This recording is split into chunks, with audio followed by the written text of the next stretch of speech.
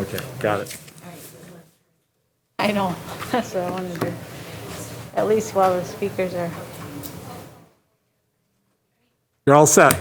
Okay. We're going to start the meeting tonight of the Human Resources and Compensation Committee meeting, special meeting we're holding to discuss the newly released draft report for the potential reopening of our school district of Waukesha schools this fall.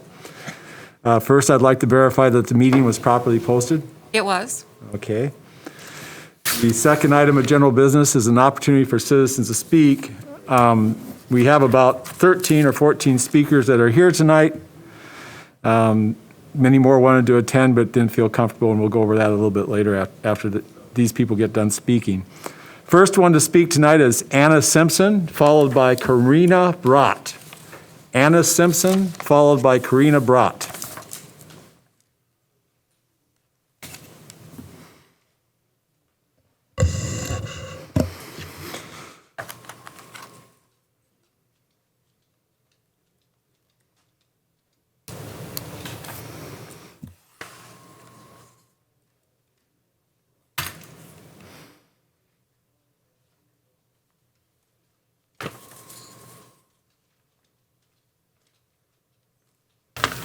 Hi, good afternoon. Good afternoon. Can you hear me fine? Yep, perfect. Okay, thank you. So I have two children that have graduated from Waukesha South, and currently I have an incoming second grader. So my comments are specific to our elementary schools. At best, I see our schools splitting their day into two, allowing for half of the kids in the morning, half in the afternoon, so a hybrid model. I recognize that my opinion comes from a place of privilege because I am able to come and go and pick up and drop off whenever needed because I'm working from home and not other families have that convenience. Do our children miss their families? Yes, but returning to school will not create a space for social interaction at that age. I also have the privilege of being a decision maker for my own corporation, and as we look at our 160 employees, we've decided to begin discussing a return to work when it is safe, and it's still not safe for my employees, nor our children, nor your employees, our teachers. We have a detailed plan, phased approach, but we won't implement it until the cases are trending down, and that still is not the case. Part of a return to work or office or school must give consideration as to the why. Why are we going back? Is it to socialize? Well, given the CDC guidelines and social distancing requirements, they won't and they shouldn't be. Adults have difficulty wearing masks for an entire day. Plenty of public debates about that and frustrations over mask mandates. So realistically, are we expecting a 7-year-old to sit in a classroom for 7 hours, which is the normal school day? So the reason I'm suggesting that while masks are recommended and while social distancing is required, we consider a shorter day. This is why I'm making that recommendation. Less hours, less teachers, and students could focus on the core curriculum that is required during that condensed time together. No lunch, no specials, etc. I was very impressed with the latter part of last year. We do have the technology in this school district, and we're not like other school districts that struggled in this space. I think our discussions and any decision made must acknowledge that our foundation was already there and that our educators did really well. Please base your decision and discussion on the why. Why are we going back? What will we accomplish? And the why when we decide to move forward. Are we able to educate remotely? Yes. If kids go back, will they be able to socialize? No. Can kids realistically sit through a full day of not going by others, wearing a mask, and not touching anything or anybody? I have my doubts. Is it a full day what's best for our teachers' safety? I don't believe so at this time. One more final thought. If the consideration is whether normalcy can return for older children, I think that that's a separate issue.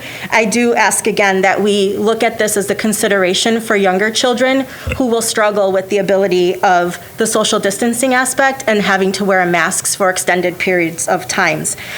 So I appreciate your time and attention. Thank you. Okay, thank you very much. Next speaker is Karina Brott, followed by Karen Duane.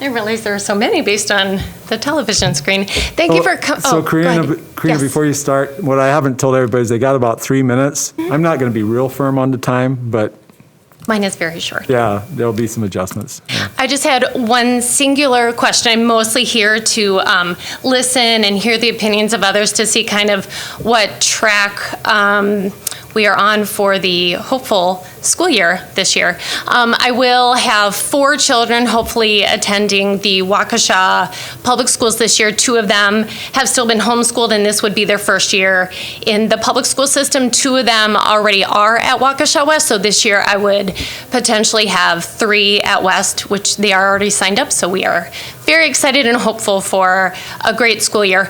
My one question that I just hadn't seen anywhere and I wanted to know about is, what is the goal? Is there a specific number we're looking for a full open up? Because as we all know, we want to have quantitative goals, otherwise you're kind of shooting for the stars. So I was wondering if there were any specific number of goals that we're looking towards for just what we would all consider a normal full opening. So I will just be looking for those kind of things in the proposals. So thank you for your time. Okay, thank you, Karina. Next up is Karen Duane, followed by Patrick Zerbel.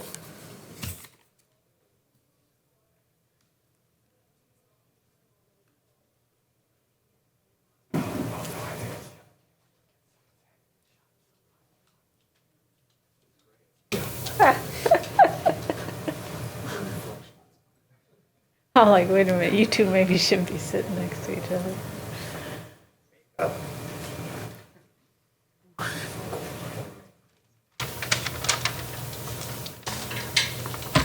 Hi, Hello, Karen. my name's Karen. I've lived in Waukesha for the past 20 years. My middle daughter just graduated from North, and my youngest is going to be a freshman at Waukesha West. I'm also a teacher in Milwaukee, and I'm really sad that they are not going to be opening. I, along with the American Academy of Pediatrics, have no problem sending my kids back to school. I love my kids just as much as anybody else, and I would never subject them to any unnecessary risks. There's risks every day and everywhere you go. We could get in a car accident on the way to school. There's risk of other infections, drug abuse, depression, anxiety, all of which far outweigh the risk of COVID-19 in terms of fatality rates and complications for children under 18. Many countries such as Denmark, Germany, Finland, Austria have opened and have not had an increase in cases. Online learning is a huge burden on parents, especially if they are working or if they have younger children. Online learning allows for a greater risk of depression, abuse, and neglect among our children. As a teacher, online learning does not allow me to address individual learning deficits, not allow me to develop those connections and relationships that can only be established in person. It is cheating our kids of the education that they need and deserve. My daughters spent a few hours every day online, and that was it. That's not the kind of education that they should have. It increases the education gap and exacerbates the racial and social inequalities, which will have an impact for years to come. That is following the science. That is following the hard data. However, for some reason, many in our society have let fear paralyze their critical thinking skills. In the beginning, we didn't know much. We know a lot more now. There's more data for us to make more intelligent decisions on. We cannot live in an absolute zero-risk society ever, even if a vaccine existed. This virus is not going anywhere, but it is weakening. The number of cases may be increasing, which is a good thing for herd immunity, but hospitalizations and deaths are on the decline and continue to do so. So why would we increase our restrictions? This makes no sense. I urge you to please open our schools. You say you want to protect our kids. Protect them from what? A virus with a 99.9% recovery rate. What are we doing? We are letting fear-mongering of the media influence our decisions. The data shows kids are not at risk. This is wrong. We should not be punishing our children because of other people's fears. Let them have the choice. If they want to stay home and homeschool, go ahead. But our kids deserve to be in school with their teachers. Thank you. Thank you, Karen. Next up is Patrick Zerbel, followed by Julie Jordan.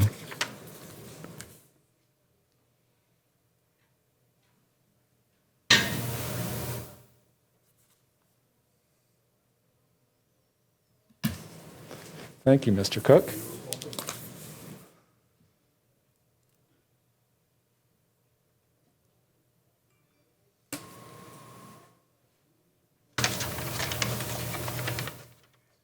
Coach, how are you? Good. Let's put these here. Hello. Let's try that. Hello, try Hello, again. Mr. Zerbel, how are you today? Good, how are you? Thank you to the committee and to the school board for allowing the parents the opportunity to come in and speak. I mean, I know a lot of other families in other school districts that do not have this opportunity, so I think it's very special that you would allow for this, and I think it's great. And so thank you for that. My points maybe aren't that original, but I just feel like it's necessary to say them. I have a son in high school in the district and another one in the middle school. And so I just wanted to just have the opportunity to say, basically, you know, the school district of Waukesha is already blessed with an amazing virtual learning program. I'm just going to read this real quick from the eAchieve website. eAchieve Academy is Wisconsin's leading virtual elementary, middle, and high school for students in grades K through 12. eAchieve is a virtual public school operated by the school district of Waukesha. A virtual school operated by the school district of Waukesha. I feel like that's worth repeating, perhaps. Maybe not for those in the room, but perhaps some people watching at home. So I feel like it's already there, so I don't understand necessarily. I realize there's some nuance, but why would we duplicate something that already exists? We have an incredible virtual school option, and then we would offer another virtual school option. We have to offer families the choice to send their kids to school following all the guidelines outlined by all the hard work put in by the reopening committee. Please give us two real choices. Give us the choice for in-person, and of course, we have the choice for virtual versus virtual A and virtual B, one by eAchieve and then one we would do within the district, which the district is already running eAchieve. Keeping in mind that 3.5% of the parents surveyed wanted full virtual, 3.5%. But so please give us that other option. I understand why we did virtual school in March. We were caught off guard. It was kind of mid-semester, mid-school, and the teachers had 2 days to cobble something together. But this fall it's not the same scenario. It's just not. The reopening committee has worked super hard on putting creative plans together for safe reentry. Dr. Cook mentioned on Monday masks, temperature checks, fresh air breaks, really clever, creative stuff. Please give us the opportunity to at least have the choice to pursue that. It just seems impossible that the district in the months of June and July has had the time to put together a better product in terms of virtual school than we got in the spring, which was difficult at best. I don't think we can risk another entire semester of that process, certainly another year. And the families that don't want to send their kids to in-person school have the path for a really super distance learning option already. So my final point, please allow the district and the overwhelming majority of the families who are asking for it. Again, the survey indicated 96% wanted at least blended, if not full. Please allow us to follow the reopening committee's thoughtful, creative plans that I already got a little snapshot from Dr. Cook Monday. Please give us that opportunity, at least the choice, to allow our kids back in school. Thank you very much. Okay, thank you, Mr. Zerbel. Next up is Julie Jordan, followed by Amy Menzel.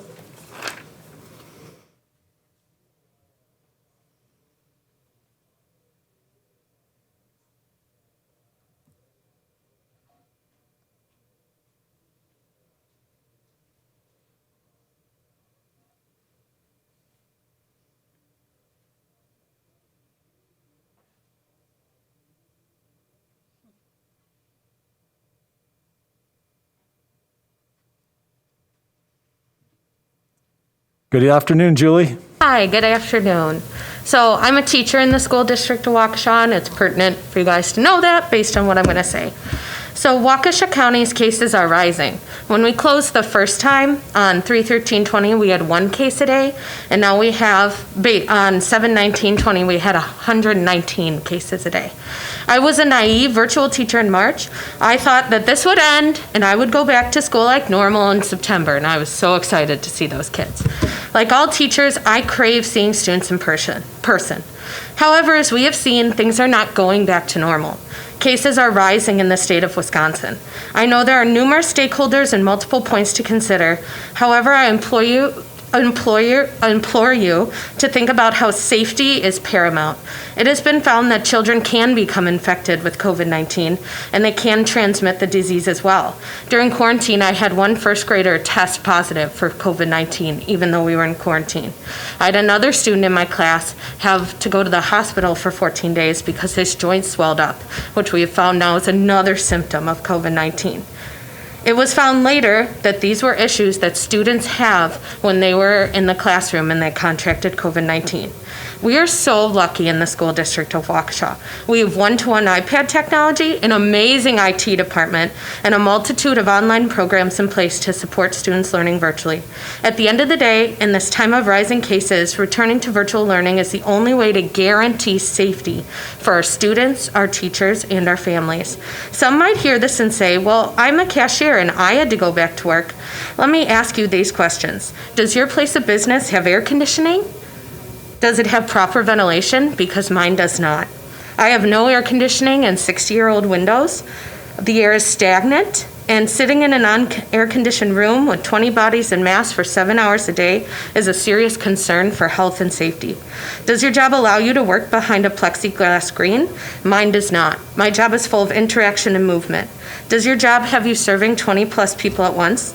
Mine does not, because those are the class sizes that we have in Waukesha. Does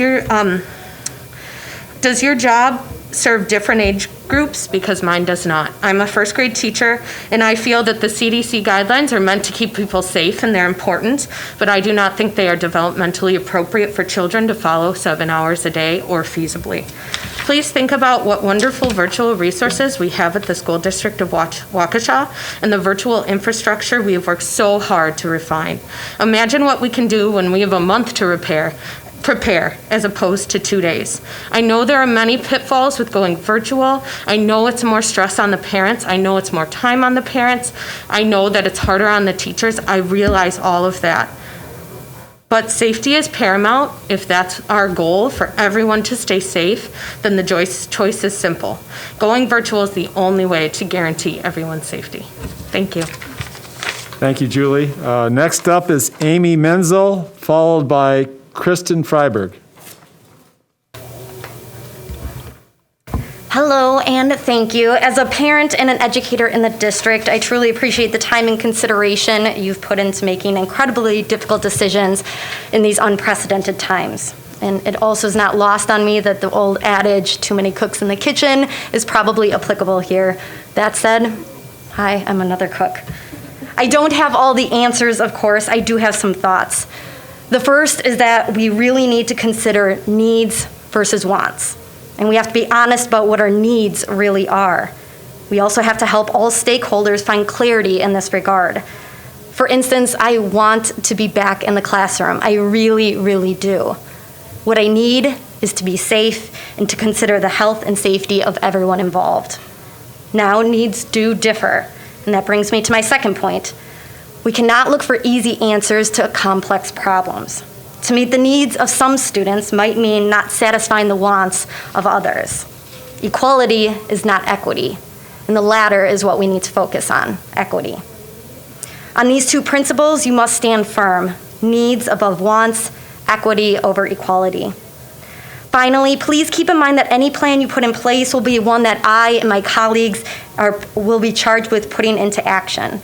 We will continue to care for the safety, well-being, growth, and development of all students. Please consider how your plan and support can help us continue to best do so.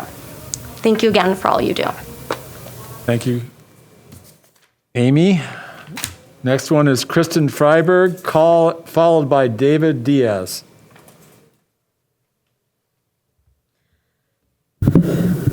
Good afternoon. Thank you for your time.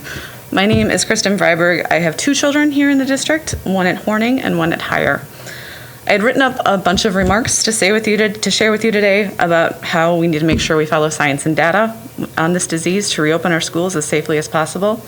I'd planned to ask more about what the viable virtual options for those of us with children in dual language and other specialty programs might be. I was going to discuss the concern for the mental health of our kids during quarantine and virtual schooling, and that my even greater concern for them is what their mental health will do when schools inevitably shut down again or the first of their classmates or teachers become ill. Instead, I've come to share what my youngest child told me last night about going back to school this year. She's 7. She has always had strong opinions and big, big feelings. This is part of what makes her so uniquely her ability to call things as she sees them, and also care so much about the people around her. I asked her last night about how she felt about the coronavirus and going back to school this fall, and this is what she told me. Again, it's scattered, it's a 7-year-old's brain, I'm just reading what she said. She said, "Coronavirus makes me feel worried, scared, and anxious. I don't want any of my friends or family to get it, any of my teachers or anyone that I love. But I feel like we need to wear masks. It doesn't matter if you want to or not, it's for your safety. If we go back to school, the teachers should take time to teach the kids that they have to keep their mask on, whether they like it or not. I want to make sure everybody stays safe. I would like to make a suggestion. Maybe we could have a couple of days to do school from home to keep us safer, or everyone should bring food from home so we don't pass germs in the cafeteria. And please, to all the people who take care of the school, please make sure it's extra clean, and please clean the playground. I know no one wants to do this, but it's for your safety. For the other people who think you shouldn't wear masks, you have to. Would you like it if someone in your family got it? I would feel better knowing I could do school at home for a little while, until it's safer to go back to school. I miss my friends, but I'm worried about being around them and spreading germs. I would like to go back to school soon, but I just need to make sure that everyone wears a mask and stays safe. I don't want to be scared to go back to school. I wish I could just make everything better, but I can't. So I would like to ask everyone to just calm down and take care of each other." She's 7, you guys. So the bottom line is, this is a novel virus. What we don't know is so little what we don't know is so... What we do not know about this virus and its lasting impacts far outweigh what we do know. If we act carefully and cautiously now, we can do this right and keep our community safe. We need to calm down and take care of each other. Thank you. Thank you, Kristen. Next one up is David Diaz. David Diaz had the lead. Okay, followed by Paul Reese. Paul Reese, followed by Sam Vandenheuvel.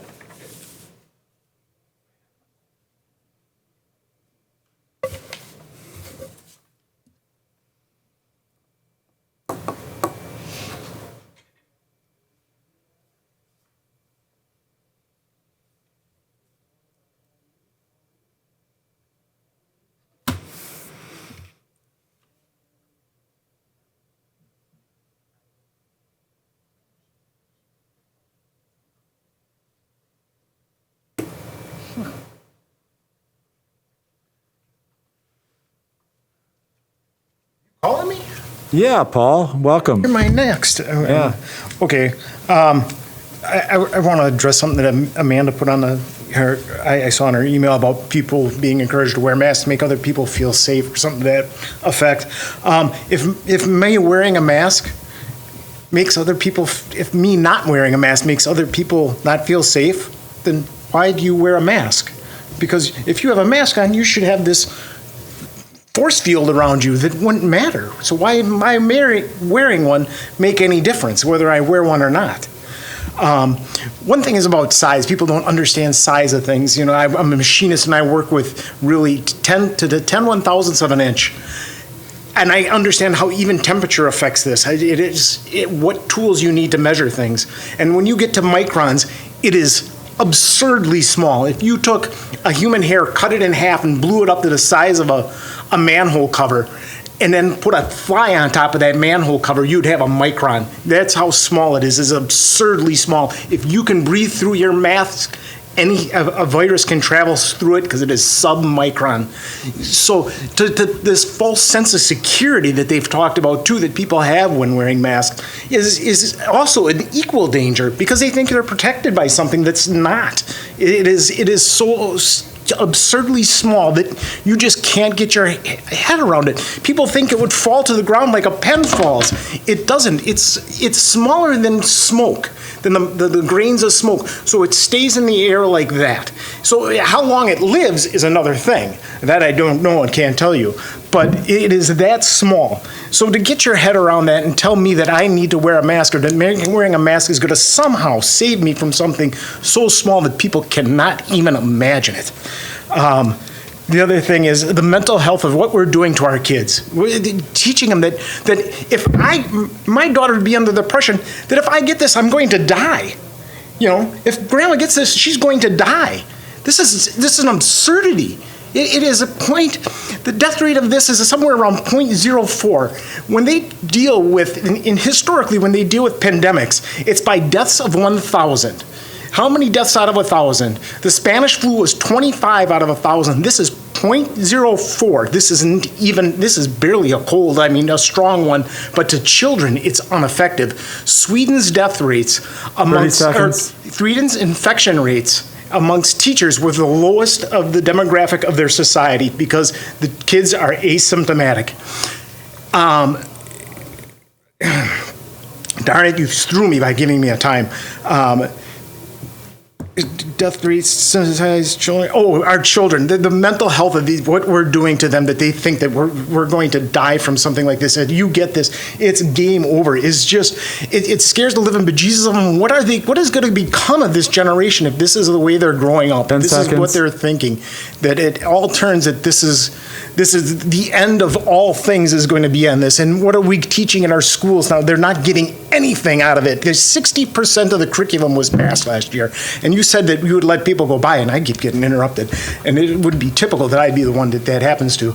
But the death rates, or the infection rates of kids is just small, and what we're teaching them is nothing right now. They're getting nothing out of school. 60% we got through the curriculum last year. 60% of our curriculum, we failed our kids. Thank you, Mr. Reese. Thank you. Yeah, thank you. I don't know, this might have been Sarah Vanden Heuvel, not Sam. It might have been Sarah. Yep, Sarah, it must have been. Followed by Christy Siebold. Good afternoon. Thank you for the opportunity to share my thoughts with you this afternoon. In this district, I am currently both a teacher and a parent. My husband and I have a rising 3rd, 6th, and 8th graders who want nothing more than to return to school with their peers. And of course, that's what I want the most for them too. My daughter is both excited and nervous to begin her middle school experience. But let's be real, that normal no longer exists. And that is what the kids want to go back to. And I do too as a teacher. However, we have to go with what the science is telling us. When parents completed the surveys and staff completed those surveys almost a month ago, the COVID situation in our community was very different than where we are today. And the trajectory we are on seems to indicate that things are only moving in a dangerous direction. As a parent, I would really like to see a virtual option beyond eAchieve for families to be able to start the year for numerous reasons. This virtual option should allow families to continue to be connected to the staff and the buildings that they know best, as well as to continue in programs that are specialized, such as dual language, where there are currently no options through eAchieve. I know firsthand the struggles of the virtual learning that we did in the spring because I was a parent sitting with my kids doing those things. But I think one of the hardest parts was the quick transition. As a parent, when I consider face-to-face, I am very concerned about the trauma for my children that will come from the incredibly limited contact they will be able to have with their peers and their teachers, as well as the reality of wearing a mask all day, which I completely support, but I know will be hard for them. What will the trauma be for them when a friend or a teacher tests positive or worse, and everyone else has to be quarantined? When quarantines come, families will have to scramble to make plans to cover schooling. With a planned virtual option, families would have time now to find that coverage. As a teacher, I would like the opportunity to start the year virtually with my students because I think the current data on the rate of infection in Waukesha, as well as the trend in that data, indicates that we are on an upswing. Most of our buildings are simply not set up to allow for the social distancing that is recommended by the CDC. And with the current teacher-student ratio, I regularly have 30 students on an individual class roster with 100 students who will pass through my classroom in a day. While I am not part of any of the identified high-risk groups, I am deeply concerned for all teachers and staff who are pregnant, over 50, immunocompromised, or in any of the other high-risk categories. To have to choose between a paycheck and their safety is unthinkable. And yet I am sure many staff are waiting to see what the final plan is so they can begin to make difficult decisions. I am, however, very worried about bringing the virus home to my own family and the lasting repercussions of that. There has been a lot of conversation about masks, and I believe that they must be required for all students and staff in any sort of face-to-face plan. 20 seconds. Quite honestly, I think it will be incredibly challenging for teachers to teach through a mask and a shield without some sort of amplification system. It might also impact students' learning because it's difficult to understand teachers and other students in the classroom. Please remember when we went to virtual this spring, our tech wizards threw it together in 48 hours. I know our virtual option would be much improved with Blackboard shells and consistent approaches across the district. We need to follow the science. Thank you for your time. Thank you, Sarah. Next up is Chrissy Sebald, followed by Ellie McHenry.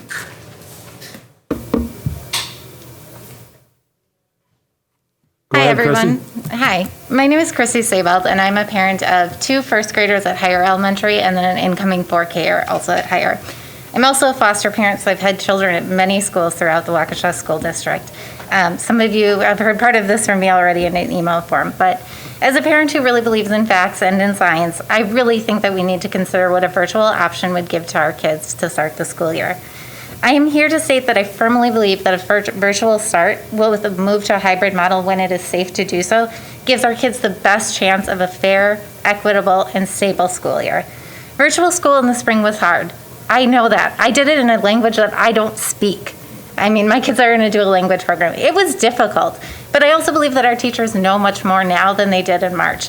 If you give them time now, if you say to them, virtual is how we're going to start the year, they have the time now to plan for it and prepare, as do families. I also believe that families who are the most in need of help and assistance can receive it if you give them the option to plan for it now.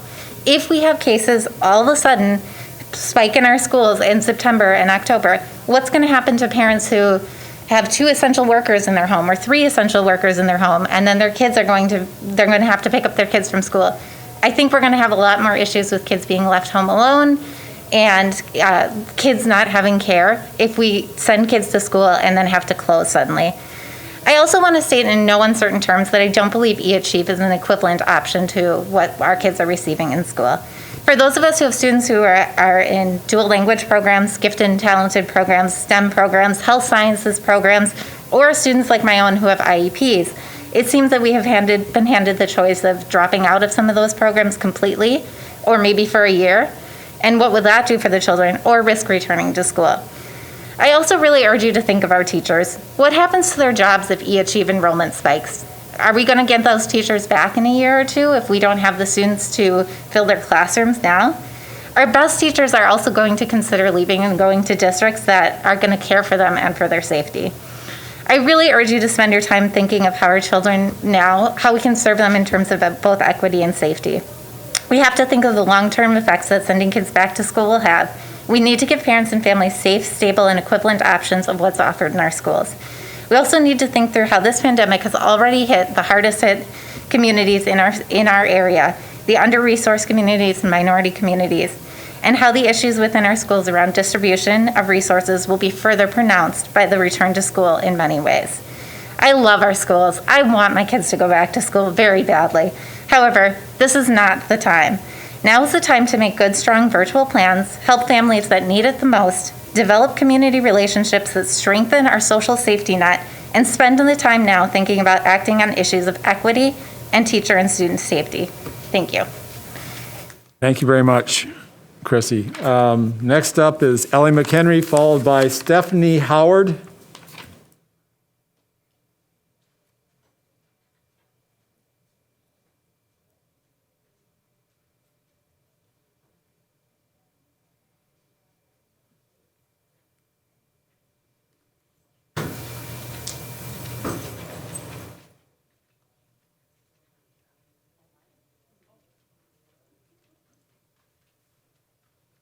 Sorry, Good afternoon, Ellie. we couldn't hear you out there, so. I'll speak louder. Okay, well, it reverberates. Okay. People who go into education do so knowing that they will never be rich. They know that the job is hectic and the workload is intense, but they go into it because they love kids. They love working with kids. But now we are asking our education staff, our building staff, and all of the people that make the schools function to choose between their job and their families. That may sound melodramatic, but it is literally the truth. According to the experts, we are supposed to wait to reopen until there is a downward trajectory of COVID-like symptomatic cases for 14 days, and a downward trajectory of positive tests as a % of total tests for 14 days. We are nowhere near that in Waukesha County right now. An op-ed in the Washington Post yesterday stated that public health experts agree that the highest risk venue for transmission is an indoor setting with poor ventilation, where people are interacting for an extended period of time. The risk of transmission indoors is an estimated 19 times higher than it is outdoors. Indoor setting with poor ventilation describes many, many school environments. The American Lung Association notes that schools often have 4 times as many people in a given space as in a standard office building. A recent Government Accountability Office report indicates that 41% of schools need to update their HVAC systems, and education professionals do not interact with each other or children for brief periods of time. The average school day in America is 6.5 hours long. Indoors, crowded classrooms, poor ventilation, and people interacting for an extended period of time. Your building staff knows how dangerous this is going to be. They are concerned about bringing COVID home to their families. Their families want them to be safe. Husbands, wives, children, parents, siblings are encouraging your staff to take an unpaid leave, resign, and/or look for a new career. The only way this is ever going to work is by taking every precaution. Social distancing, masks, independent inspections of HVAC systems to ensure CO levels at 1,000 ppm or less, standard air filtration levels, random mandatory school-based testing. But most importantly, there needs to be accountability and enforcement of these precautions. Without strict enforcement of these precautions, we have no ability to control this. Thank you. Thank you, Ellie. Next up is Stephanie Howard, followed by Tariq Ahmed. Hi, I'm Stephanie. Hi, Stephanie. I didn't plan on speaking when I came in the door today, but I'm a parent of a high school student, and I also work for the district as a teaching assistant. And I have just two concerns. The first one is, if we have to go virtual, will you be using teaching assistants? I know I don't work full-time, but my family does depend on my income to support our family. And the other is, when the questionnaire went out to whether we felt safe coming back and sending our children back, I assumed that we would be following the CDC guidelines that were out at the time when that questionnaire came out. But now knowing that we're not following those guidelines if we go back, it makes me question whether I feel safe sending my son. And our teachers are really our most valuable asset in our community. And how are we going to keep them safe if we don't take the necessary precautions? So, thank you. Okay, thank you very much, Stephanie. Tariq Ahmed, followed by Maria Zagorski. Welcome, Tariq. Good afternoon. First, I'd like to welcome our new superintendent to the district here, Dr. Siebert. You know, you folks have a tough job. You're damned if you do, and you're damned if you don't. I personally think that it is too early to start in-person classes unless you drastically reduce class sizes, have certain core learning, and do it in shifts. You know, the governor of Mississippi, Governor Reeves, who is a banker by profession, he recently did some calculations, and he said that, you know, experts say that 80% of the population has to be exposed in order to get herd immunity. And he says, I always don't put much stock in what experts say, but let's say even if it took 40%, He said it would take 3 years to achieve herd immunity, okay? So, one of my concerns about virtual learning is, like many people have had, is about the mental health of kids. I think we all need interaction with other people. I have taken part in virtual meetings that have lasted 3 or 4 hours, and after 3 hours, my brain is fried.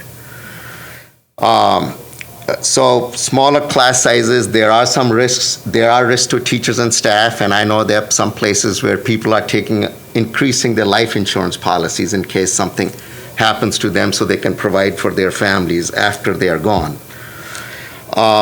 You will have extra costs. Are we going to put little screens around the desks so that I don't infect the kid next to me or whatever, okay? I don't have any skin in this game because my daughter is already done with school here. I don't have any kids in the school district, but I'm concerned about the health and safety of not only the kids that we bring back, but also the staff, the teachers, the janitorial staff, and other staff. And I'm sure that as part of your reopening plan, you look at, are you going to have volunteers in the school? Let's say like in the elementary schools where they're a big part. It could be parents, it could be grandparents. Internet access, you'll have extra costs for sanitation. And what are you going to do if there is an outbreak? We know that our infection rates have not gone down. Someone talked about HVAC systems. There are many businesses that are looking at adding extra protection to their systems. Many hospitals, they use banks of UV lights, which have to be replaced every year, and they have a high ongoing 20 cost. 20 seconds, Tariq. The one that they're looking at is a global plasma system, but again, for a 25-ton units, that's about $7,000. So in closing, I'd like to say that please take prudent steps, because if we have an outbreak, we don't truly know what the disease profile is amongst kids, because many have not been exposed because of what we have had. The other countries where they've reopened schools have had a lower infection rate, drastically less than what we see right now. We still haven't hit the downward curve. So thank you for the tough job you're doing. Thank you, Tariq. Next up is Maria Zagorski, followed by Scott Jones. Welcome, Maria. Hi, everybody. I'm Maria, and I teach at Lowell, and I finished my 30th year. So I love that place, and I love our school district. I missed my kids so much. I missed being at school so much, and I'm torn because I want to be back with them, but I worry about full-time face-to-face for young learners. That's really it. I do worry about myself a little bit, but I worry about what can we do for them to make it a happy and safe place. So I worry about wearing the face mask all day for them. I don't know that 4K can do it. I'll do my best if it comes to that to get, all of the thinking that way. I worry about my students with special needs. I thought about them a lot lately, and I just thought, I really don't know how I'm going to get them to keep that on, and I want them in the room with all the students. So that was a big one for me, like thinking, how am I going to get them to understand and keep that on? I worry about cleaning, all of those toys. And I worry if we can't share the toys, because our big goal is to help them understand how to share and play together. And if we can't, and everybody has their own bin, I just don't know. But I worry about cleaning that. I would get home about 6:30 at night. My husband was like, try to get home to eat with me. And if I stay to clean, and I for sure would, but it'll probably be a little later then. I guess it's just, I got those feelings of I want to go back, but I want to go back when it's safe for everybody and for the little people. So I will say thank you for everything you have to consider, and stay strong. Thank you, Maria. Next up is Scott Jones, and we don't have any other speakers scheduled, but if there are others, they should let us know. Go ahead, Mr. Jones. First of all, my name is Scott Jones. Thank you for providing this forum for us to speak today. Both myself and my wife work full-time outside the house in essential businesses. We have not been shut down for one day, neither corporation. Both businesses are small. We have not been afforded the luxury of being able to be at home with our child. We have a 7-year-old at Rose Glen Elementary. She has been in daycare every day since March 16th. It has come at an extreme cost financially and a much higher cost educationally. We've been trying to educate our child 3 to 4 hours a night via virtual learning. She has not been able to absorb what needs to be absorbed in this format. We need kids in school, face-to-face, full-time, to take advantage of our tax dollars to get the proper education. Next thing I'd like to point out is our numbers. Yes, our numbers are high. They have been high since the beginning of July. The problem is the press. The press has been inflating these numbers.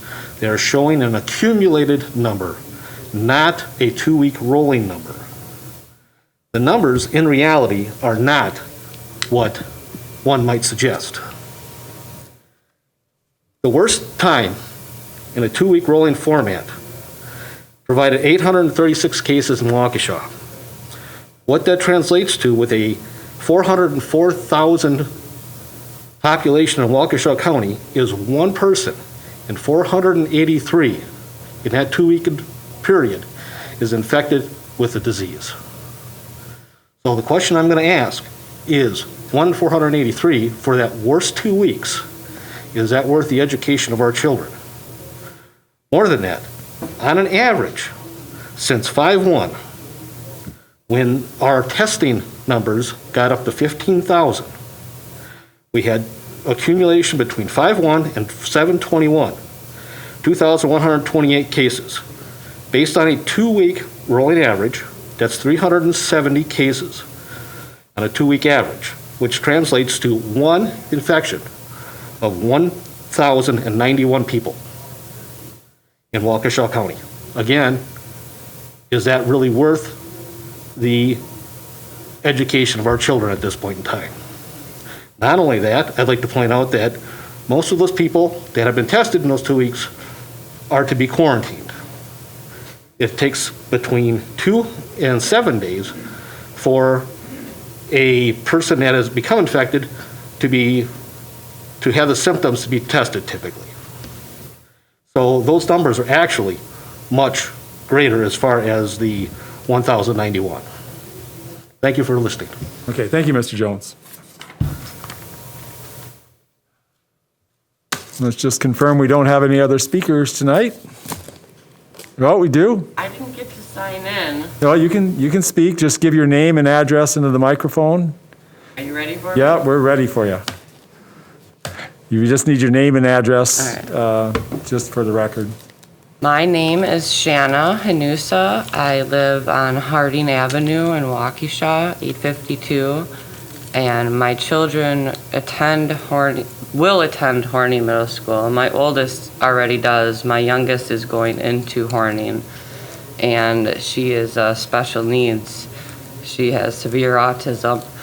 And this past year has just been like the worst year for her, for both of my kids, honestly. And I understand that there's definitely risks to going back, but weren't there always risks to going to school every single day?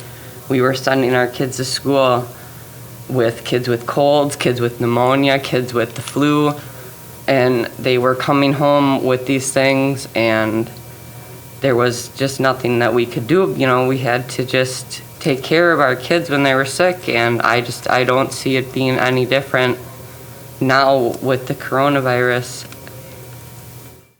I mean, I really think, like the previous gentleman said, that the mental health of our kids is rapidly declining. And I've seen it with other people's kids, not just my own kids. So, I mean, I don't have anything written up. I feel bad, but I'm kind of going to be all over the place. But You still have a couple minutes left, so take your time. you know, that's basically my point is, you know, like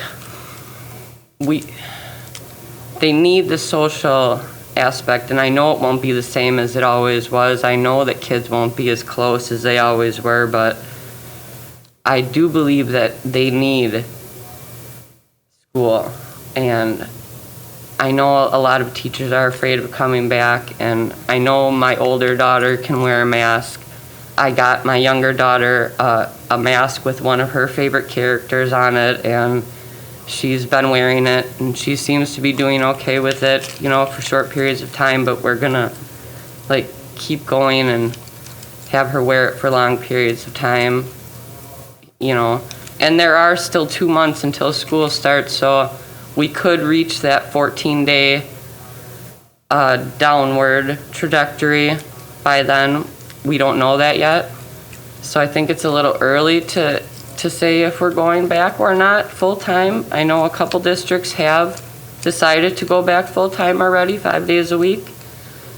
But, I mean, I guess we'll just have to wait and see. And like I said, with a special needs kid, it's just really hard. And I know I'm not the only one in the school district. Obviously, we'll do whatever is decided, but I don't know. That's pretty much all I need to say.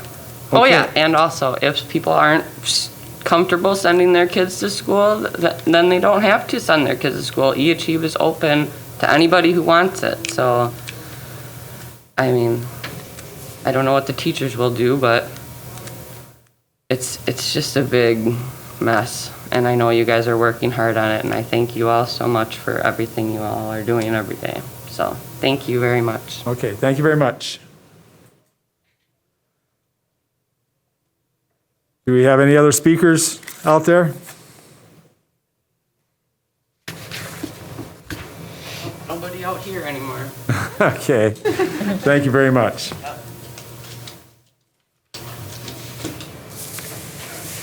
Okay, Ms. Leedy has an announcement to make for those people who would like to send in comments regarding our plan tonight, discussions tonight, and also maybe we'll go over what the next steps are after tonight. So we opened up an email address for people to submit comments. It's publiccomment@waukesha.k12.wi.us. So I don't know if you have a camera on me, but I also wrote it down. So again, public comment, and then the rest of it's just our regular @waukesha.k12.wi.us. Am I doing it wrong? No, you're correct. It's no S on the end, though. Just make sure it's Oh, yes. public comment. So public not S. comment with no S. Thank you, Steve. Does that mean they're only allowed to one comment, or can they do more than one? Be a run-on sentence. Writing. So we just wanted everyone to know that this is open, it's available. It's a great way to give us feedback, and that, you know, board members will be able to have access to your comment here. Okay, thank you, Sharon. I just want to go over a few things. I mean, this was intended to be the first opportunity for us to review the draft plan that was released earlier today, and allow the public to also provide us some feedback on their thoughts and concerns about either going to school, not going to school, virtual learning, eAchieve, you know, the whole ball of wax. There's planned to be another opportunity for people to address us prior to our work session on the 28th.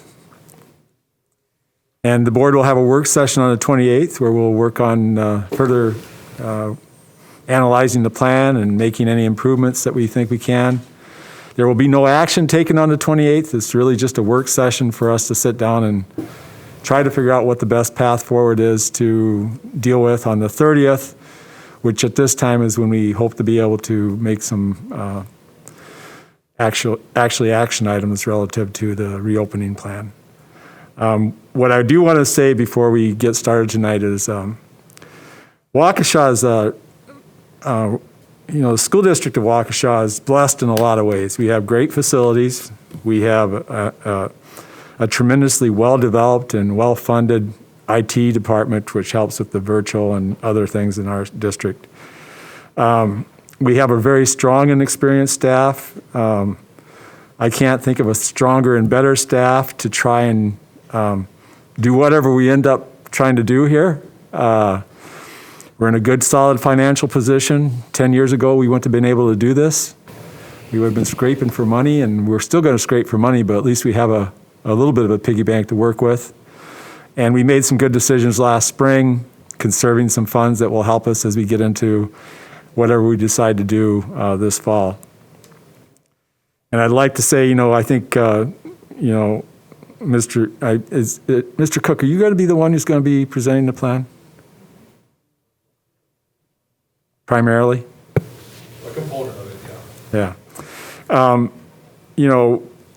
Mr. Cook's been our assistant superintendent here for some time, and he's proven himself very adept at crisis situations, and we consider this a crisis challenge for the district. And we're fortunate to have Joel with us to help us through this. And I have no doubt that whatever plan we decide to do as a board with our community, that we'll get the cooperation of the community and the leadership from our administrative team so that our teachers and educators and staff can feel confident that we're going to follow through on what we say we're going to do. And we have a new superintendent that's very much accountable in the way he approaches his job and his life. And I have no doubt that we're going to perform in the way we say we'll perform, even against some unknown challenges. So with that, I'm going to stop talking and let the people who really know what they're talking about talk, I guess. All right. Well, thank you, Mr. O'Brien. I'll open us up here. So we appreciate this opportunity to be able to present to your committee.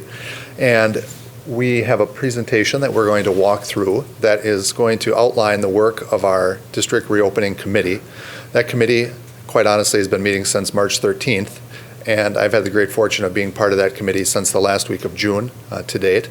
And when I saw what they had been working on and have been able to partner with them since that point, it's very impressive work. And so, as you said, Mr. O'Brien, there is a lot to be proud of in the school district of Waukesha, and I think this plan, with its multifaceted plan, is another thing that we can be very proud of.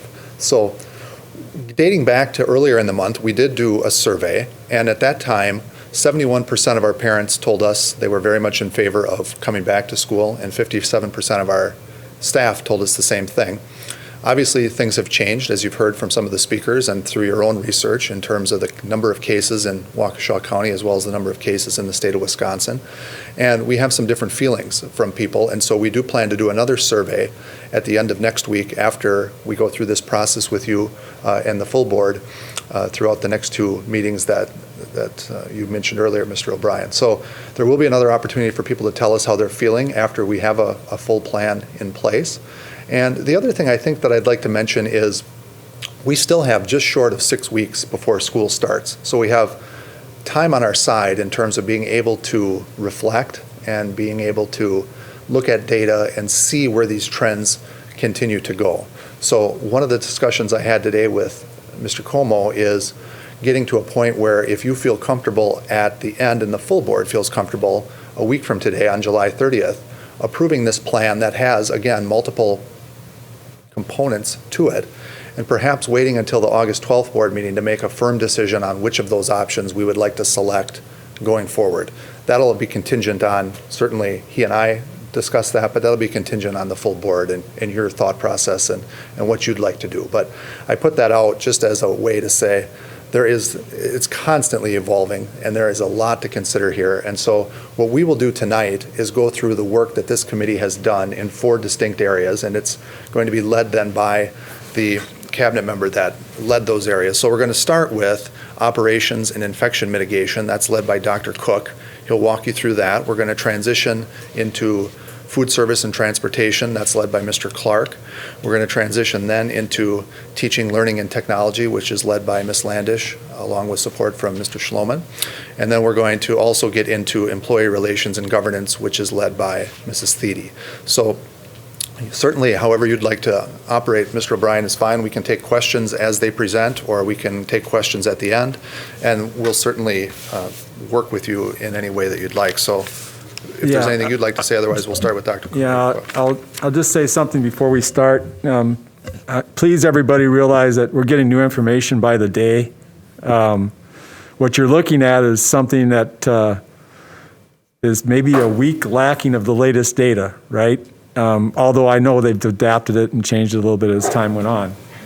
But just to give you an example, I mean, we just got something coming over the wire that the president's canceling the convention in Jacksonville, which, you know, he moved it there because he wanted to have all this engagement physical, and he's saying clearly the virus and the new data that's come out, it means they're going to have to cancel that convention. So these are the types of things that creates this changing environment. It's changing, hopefully it changes the way we look at it and the way our community looks at the situation. And it's going to reflect what we do over the next 3 weeks. So everybody please have a little patience with the report as it comes out tonight. I think it's an excellent report. I've seen the draft, but don't make final judgments about what the district's going to do based on this current report. So, thank you. Dr. Cook. So, as we,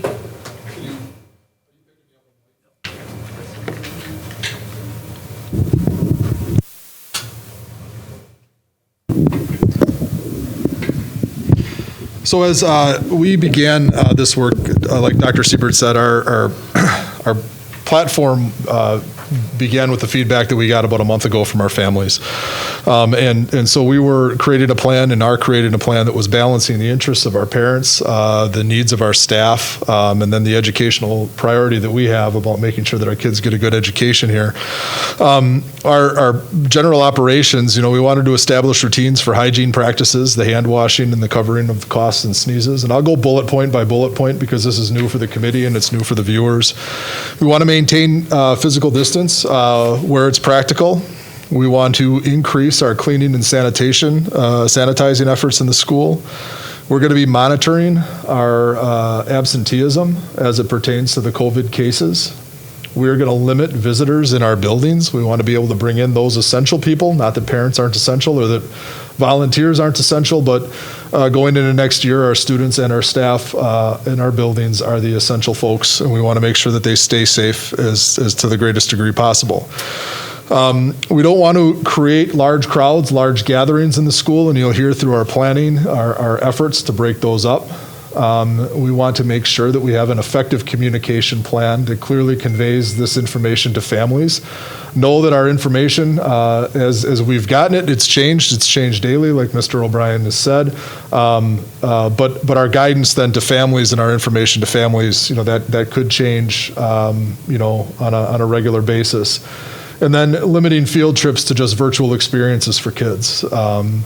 When we look at some of our partners in the area where we would regularly send field trips, they have substantially limited the number of guests anyway. So we do see that as a limiting factor. When we look at our student contact, we, in our Infinite Campus system, you know, we ask families to do the best to give us a backup. Next year, we're going to be looking for a minimum of 3 names where practical, but increasing that if possible. So if somebody has 5 people that we could contact, if there's a sick child, we'll make sure that the system can accommodate that going into next school year. Cleaning and disinfecting. Making sure in the 4K through 12, so system-wide, that there is disinfecting learning surfaces as practicable. That may mean wiping down surfaces over the course of the day, making sure that teachers have cleaning supplies in the classroom. Continuing cleaning of our high-touch surfaces, areas in and around the classroom and in and around the school where there is a lot of contact. Minimizing, again, the contact of those high-touch surfaces. So if you've been around the Lindholm building for the board members and for others, we've put up plexiglass barriers, you know, again, trying to not to get people to touch things and protect our staff who are working here.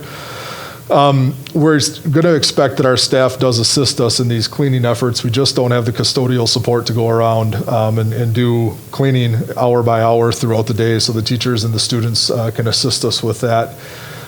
Making sure that we have appropriate cleaning supplies for the space. Classrooms will have wipes. Some classrooms will have spray bottles. And then increasing our custodial cleaning. So 100% of our building every day will get a disinfecting at the end of the school day. So we'll make sure that we've put a treatment down to kill the virus every single day. Grades 9 through 12, we have classes, where there would be classrooms that are going to be dedicated to quarantine spaces. We have health rooms in all of our schools. We would be building in an isolation room for COVID cases. And then we'd be adding hand sanitizer throughout the school building in the common areas, but also having hand sanitizer in the classroom spaces, because we know that hand washing in classrooms is not always practical, but the hand sanitizing is a near best alternative. We will have that designated isolation room. If we do have students who present with COVID-like symptoms, our health room assistant will staff this room on a day-to-day basis. The consideration for those rooms is going to be in near proximity of an entrance or exit to the building, near a restroom that can be designated as a COVID-type restroom. And then once students are there, their next trip then would be out of the school building that day. So we'd be reaching out to those backups. Students with non-urgent health needs will continue to be able to use the classrooms, the regular health room that we have in place, and that would be for medication distribution or just the general day-to-days that go on in a school. Teachers will be given the criteria. They'll know what the COVID symptoms are. So if a student does present, they'll know where to direct that student. And then students will be triggered triage, so there'll be temperature checks and everything like that going on in that isolation room, and then possibly at the classrooms as needed once the school year gets going. Ill students, they'll be provided a surgical mask to contain any virus near their body so that it doesn't spread. The health room assistant will complete the documentation in our system. Our isolation room will be cleaned after each student use. We do recognize that we could have multiple students in this isolation room on any given moment of the day, which is why it is separated from the rest of the general population of the school. And we'll be doing increased cleaning, obviously, in that location. The health room assistant then may be taken offline, if they're working with a student who is presenting with COVID symptoms. So our work then will be with other staff in the school to make sure that they're trained as first responders. We do currently have in our schools backups for our health room assistants, people who are trained in CPR first aid, people who are trained in diabetic care, people who are trained in medication distribution. So we will be tapping on those people more frequently next year as we go forward. We are going to be working on the substitute pool for our health room assistants and nurses because we could run into situations where they have extended absences from school as well. And again, we'll use the toilet facility, the sink, and that room for students who present with COVID-like symptoms only. We won't be sending anybody else in there during the day.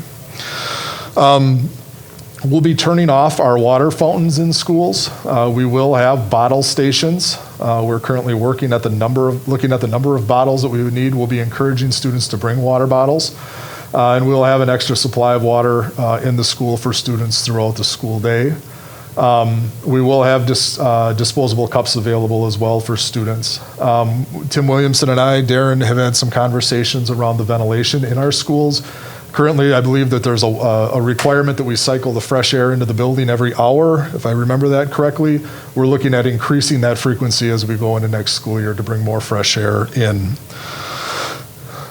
We will be working, as some of our speakers did say, students with disabilities and the services, we will be working not only on the service end of it, but making sure that we take an appropriate accommodations approach to working with students who may or may not be able to wear a mask on a day-to-day basis. We want to make sure that we give a fair treatment to each of those conversations. And then again, the rooms will be cleaned regularly after use if a student does have a de-escalation space. And then we want to make sure that we do increase our staff training on seclusion and restraint going into next year, knowing that we are trying to maintain physical distancing, but there are students who do need a physical guide throughout the course of the day. So with that, I will pass it off to Ms. Landish to talk about our learning scenarios. Okay, I think, you want to just keep going, Mr. O'Brien, or you want to press pause there? I think I'm going to leave it up to the committee. Is there any questions anyone would like to ask Mr. Cook before we move on to the next section? Mr. McCaffrey. Do we have any guidance from the Department of Public Education on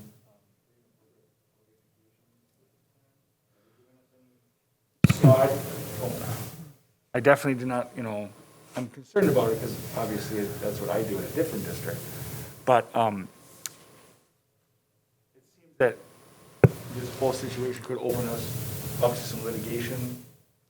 So we've been in contact with the DPI, with Waukesha County directors, CISA 1 directors. We have been referencing work out of the Office of Civil Rights. We've looked at the Office of Special Ed Programs from the federal government. Can't even count how many webinars and stuff that we've participated in. Looking at it on two ends for students with disabilities. One, it's the individual treatment that we would have for the mask or no mask for kids. And then from there, we would have a discussion on what's the least restrictive environment for the student to learn in. If it's a situation where the student would be prone to expel more saliva over the course of the day, or would have an individual health condition, we also then have to look at what's the best learning environment. We'll have those meetings with families and IEP teams as we go forward. On the other end of it, it's just what is the overall service. And as you see, when we talk about learning, we are going to be looking at how do we make up time that was lost. And we have some guidelines as to when we really have to start that consideration. And what does that look like if we are back face to face? What does that look like if we're back in a virtual setting? What does it look like in a hybrid setting? And in all practical circumstances, we're really looking at 12 months and beyond to really try to capture the time that was missed the last 3 months of school. And the only other question I have is, do we have any legal avenues to require a medically fragile student to do virtual? We have to engage the IEP if we were talking about a true medically fragile situation, or the 504 team. Both of those give us the platform to have that discussion.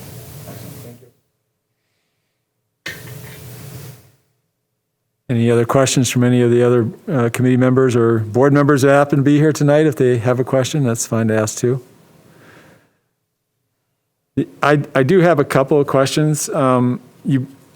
The two areas that we're using, well, there's three areas that you've referred to, Dr. Cook, and efforts to mitigate mask, social distancing, and ventilation, the environment.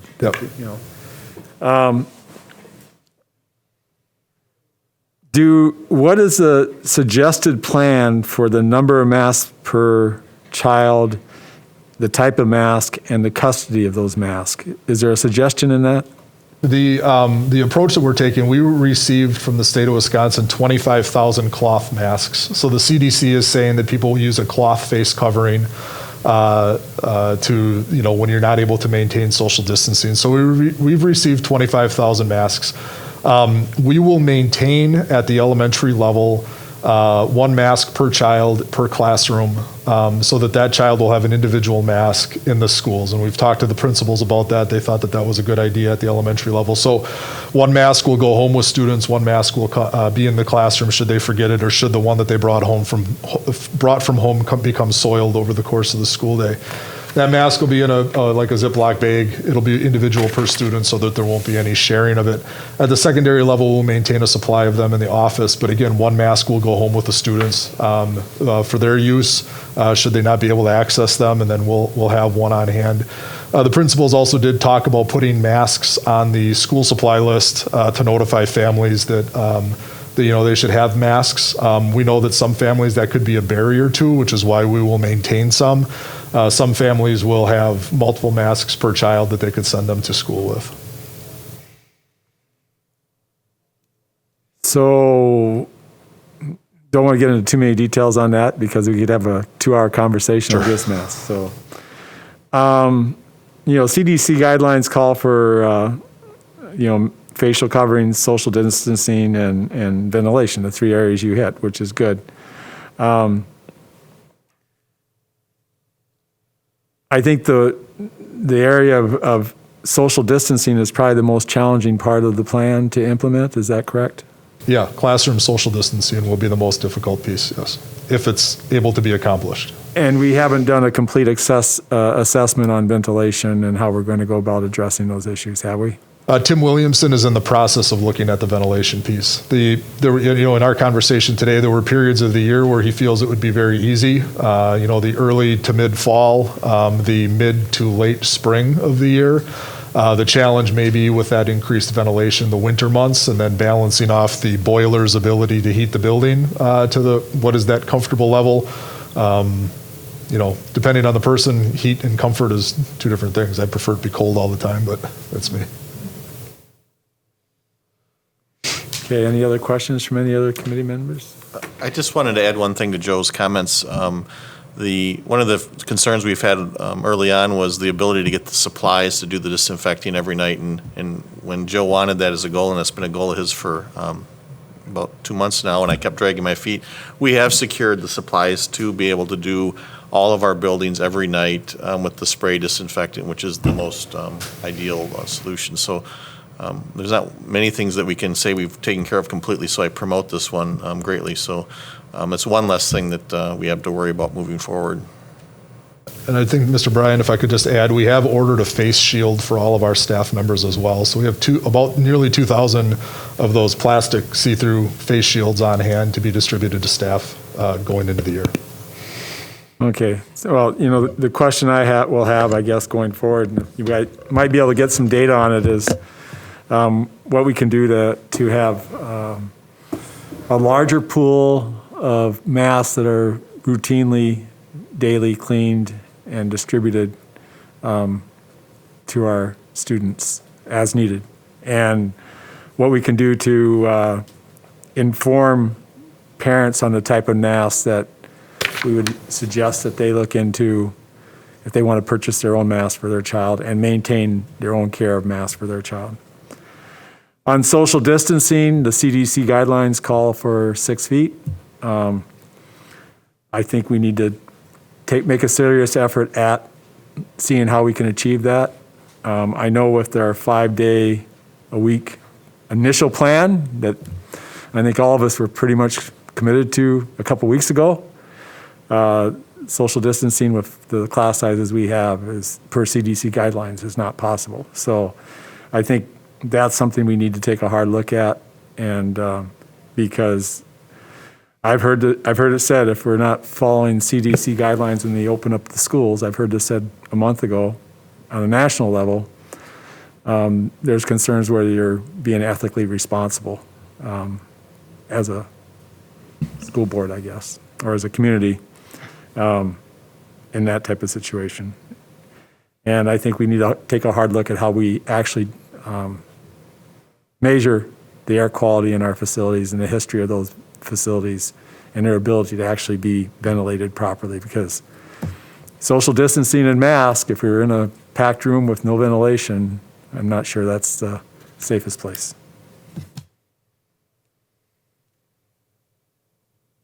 Okay, those are the questions I had. If there's anything else that anyone else, because they'll give them time before the 28th board work session to dig into that. I'll control.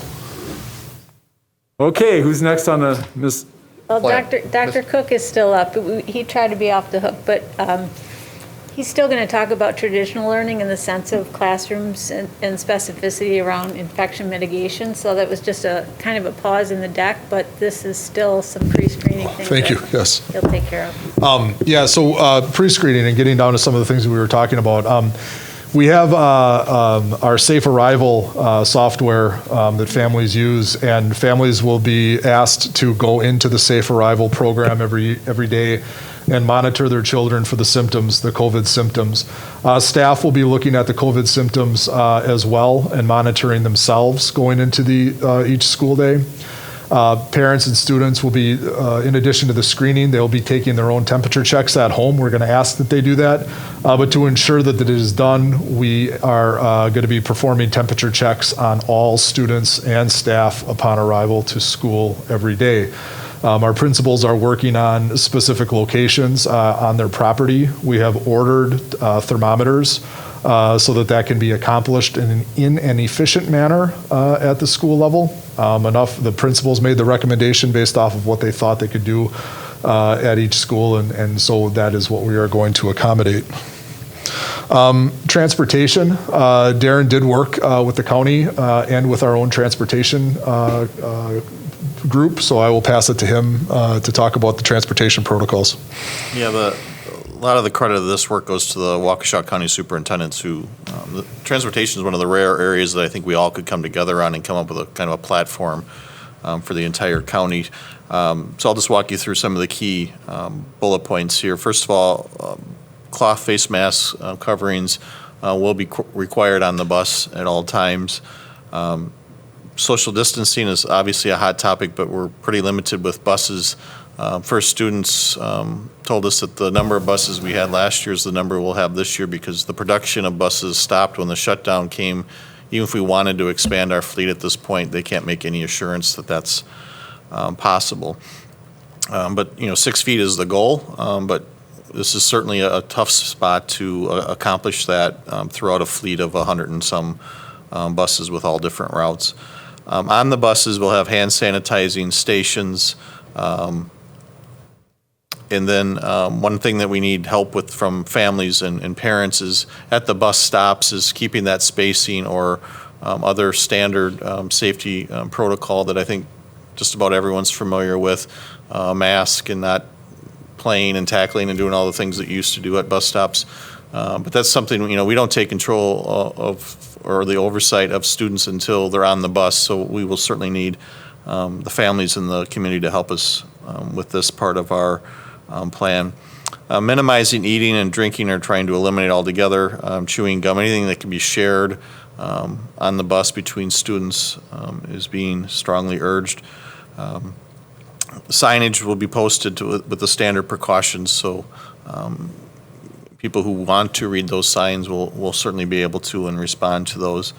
Bus routes will be limited to only those assigned to the bus routes. We're trying to eliminate and hopefully those events are gone, but the birthday party that's going to be at a friend's house, why don't you ride the bus home with me and all those types of things. In particular, we want to know who's on that bus and try to narrow that exposure as much as possible. And then seating assignments and the way we allow kids to board and depart from the bus. The first person on the bus will go to the back of the bus, and then they'll be the last off. In trying to cut down that cross traffic that can go on a bus if you let students just sit anywhere, we'll try to allow families to sit closer together and take precautions such as that. But that's just the logistics. That last bullet with the sub topics is all about logistics on the bus to try to contain cross-contamination. Joe, are you driving this? Okay. I am, yep. Moving forward.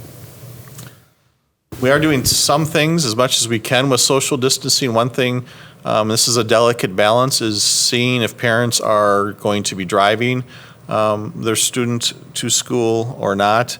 And obviously, the fewer people we have on the bus, the better chance we have of social distancing. We're trying to gather information from the parents now to help with that planning. And once we get all that information, or we're pretty sure it's a solid base of information to work from, we'll try to go in and rebalance the bus routes to evenly spread the population. That's easier at some levels than others, but again, trying to allow for as much distancing as possible. Now, the downside of more parents driving to the schools is, we've all been around a school before and after school. It's already chaotic. We have neighborhood schools, not schools that were built in cornfields with all this green space. You know, adding that traffic pattern to a school can be, you know, probably a little difficult. So the administrator and police department, you know, don't be surprised if we're coming back with or implementing changes in the traffic pattern or anything we can think of to allow for that to be a smoother, you know, like I said, you like the idea of fewer kids on the bus, but are we transferring it to a different headache and trying to strike a balance between those? One other thing, you know, kind of transitions back to Joe, and he'll touch on what happens when the kids get to school. The other thing that might impact traffic pattern is we'll be attempting to spread out the kids to come in more doors into the building. So the bus traffic pattern might change because of that. The more doors, there's fewer kids at each door, the temperature screening can be quicker. So there might be some tweaks to traffic pattern, but we're all familiar enough with our sites. There's probably not a lot of options at our schools, so we'll just have to make work what we have. And then ventilation, like we were talking about with the buildings, the windows open, turning over whatever HVAC system the buses have, trying to turn that air over as much as we can for as long as we can before temperatures or rain or some other weather-related things restrict our ability to accomplish that.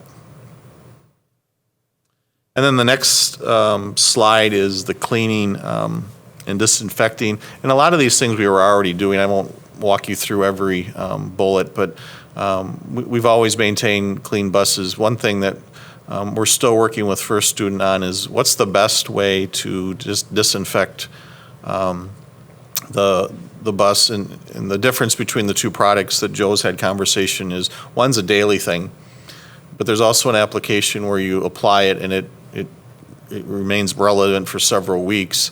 They argue that one's a better approach. And then what we would do if there's a positive COVID case on that bus is you would do a special clean. Because as I mentioned earlier, we only have so many buses still, so we have to keep our fleet functioning. So we're still ironing out the best approach to that. There's a cost to the longer term product, but you know, we're weighing that balance, and that'll be a detail that'll come in a few weeks. And then again, the rest of it's pretty standard cleaning procedures that we normally do. So, any questions on the busing? Ms. Roddy?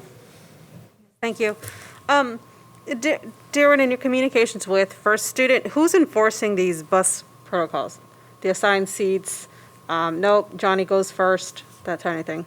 Yeah, we really have to take a dive. Well, the driver's going to try to coordinate those things, right? But once that driver is in motion and he's hitting, that's the real hurdle. So we've talked about some supervision on the bus, but that's a giant cost item. So that's a detail we're still trying to work through.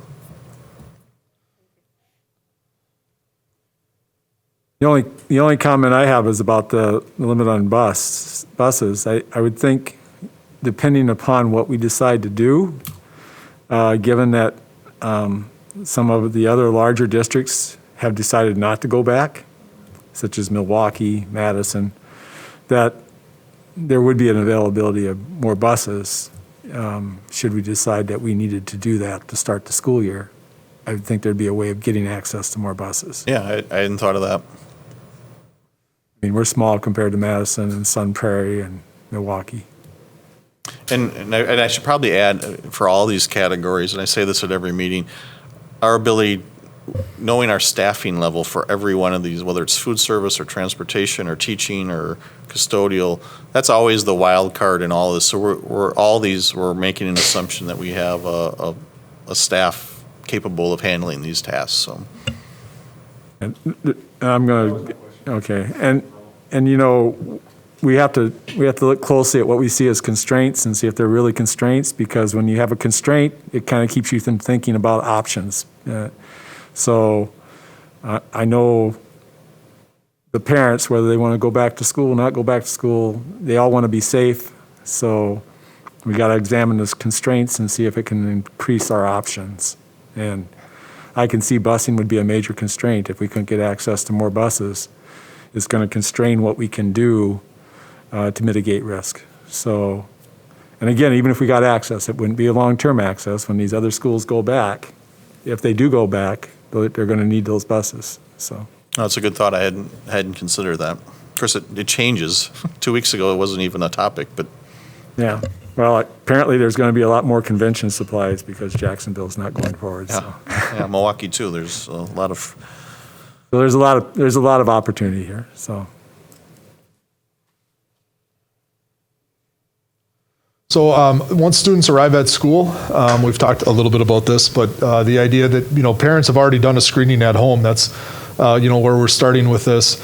At the elementary level, so grades 4K through 5, our drop-off times will begin at 8:30 in the morning. Again, this has been done in consultation with the principals, so know that there's been a lot of school-level feedback on what we are proposing to you. The buses will arrive in a normal routine, but they may go to different locations, just depending on where we need to bring kids into the building. We are going to be limiting the before school time. So the idea of playground and running around and socializing in the morning, we're going to be reducing that a lot because of the interactions that could happen out on those playgrounds. We'll be staggering at the secondary level arrival times in 15-minute intervals to allow for physical distancing. So we'll be working around the bus arrival schedule at the secondary level. As far as masks go, we will be requiring those masks. We've mentioned that before. Upon arrival at school, and as you're starting to file in, we're expecting that the mask is on. We will be going to multiple entry points into the school, and we're going to do our best at the beginning of the year to provide a physical marker to encourage the social distancing while kids are waiting in line. The barrier that comes, though, due to the Wisconsin weather, and then some of the playgrounds that we are working with. So our schools will be creative as we begin those school days. Some of the entrances, you're on a narrow sidewalk. Some of them are right off the playground, where you have big wide open spaces. So our schools will be making decisions as to how to best mark for social distancing. And then again, the temperature checks we'll be completing upon arrival to school.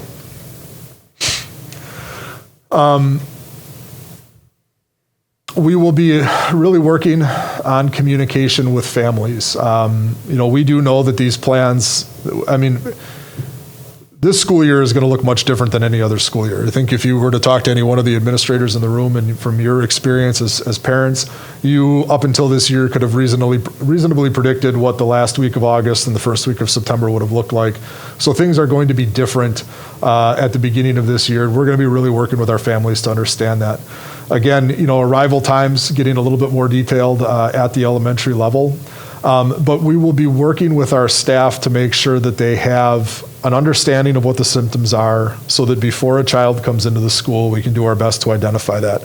That would be the best time to catch if we had a sick student on our premises, so that we could, engage the backup parents or the backup family members or friends, or the parents to come back and get them up. And we do have a procedure using walkie-talkies to notify the office, which will be built in at many of our school locations.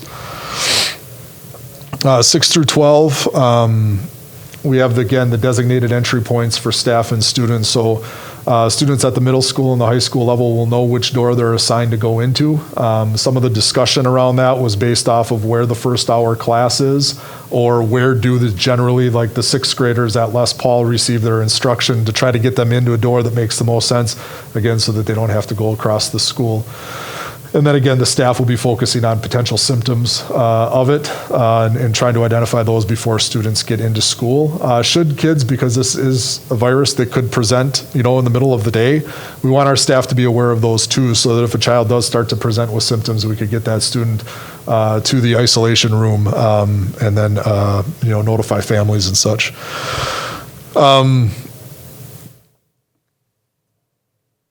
Again, face coverings will be essential. Hand washing and hand sanitizing stations, will be prevalent.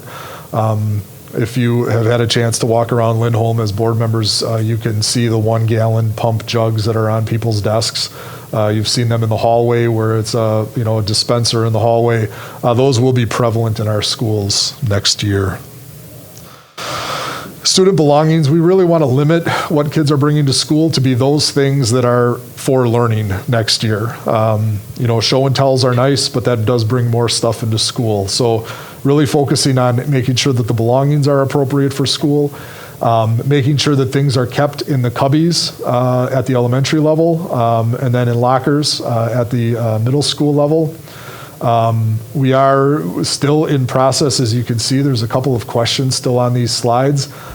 We need to take this plan once approved and begin to engage more of our teachers as to what makes sense based off of subjects and grade levels, and that'll be part of our work as we move forward.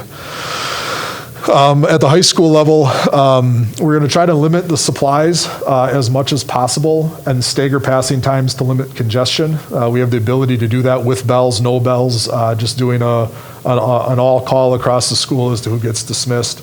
Allowing locker use, but keeping things in the locker as much as possible, and then only going to the locker during designated times during the day.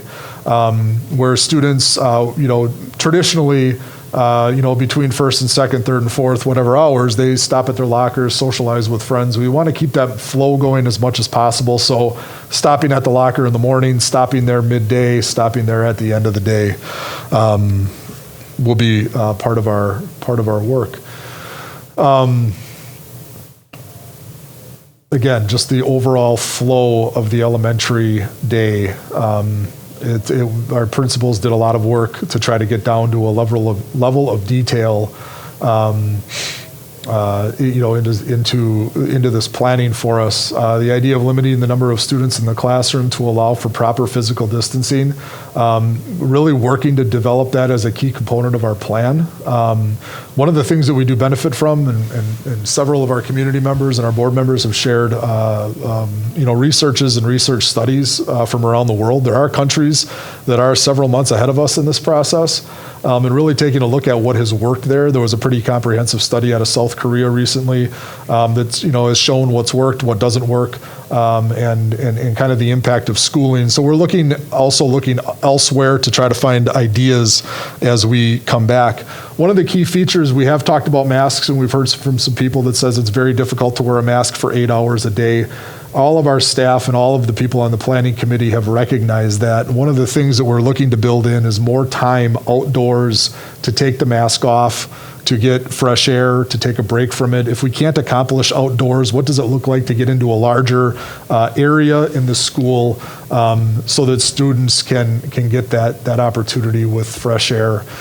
Again, talking more about the day, removing larger objects, furniture from classrooms so that we can accomplish physical distancing, making sure that our hand washing is increased. And then making sure that we have minor first aid kits in the classrooms so that we don't have to continue to send kids to the office, for instance, for those minor, scrapes that happen. If anybody's been in the elementary schools in particular, Band-Aids sometimes become the most popular thing during the school day. One key component, again, facial coverings have not been recommended to wear during exercise. So during physical education, knowing the size of our gymnasiums and how we could spread kids out, making sure that the PE experience is designed to maintain a level of social distancing, but also allowing kids during that time of the day to take their masks off would be a component of our plan. We did have a rather extensive conversation, and as we go forward with the overall infection mitigation piece, the idea and I think Jody will talk about it a little bit, but the idea of music and choir has come up, and what can you do, because there's been research, about what, not singing as much, not playing music, because social distancing doesn't necessarily work that well. We've got procedures in place for our libraries. Material checkout, the use of the library, trying to push into the classroom, using our technology to reserve books, and then keeping supplies offline for 72 hours so that they could be decontaminated, either wiped down or just left to sit so that they're not right back into circulation. Playground and recess, again, trying to designate areas for classes out on the playground, let those things rotate. And then make sure that cleaning of playground equipment is maintained. And then again, building informal breaks during the day so kids can get outside.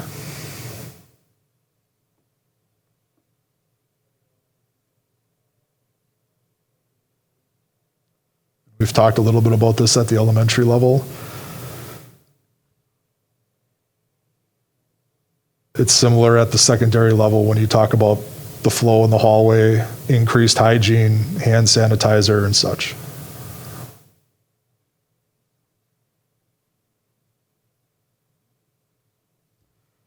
One of the things that we are trying to accomplish is limiting the flow of students throughout the building.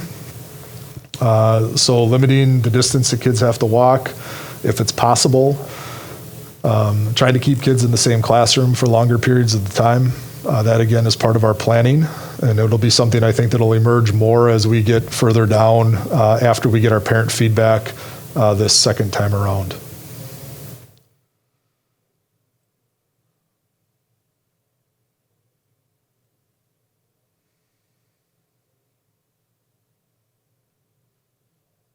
Again, trying to take advantage of our larger spaces for instruction and even outdoor instruction if possible.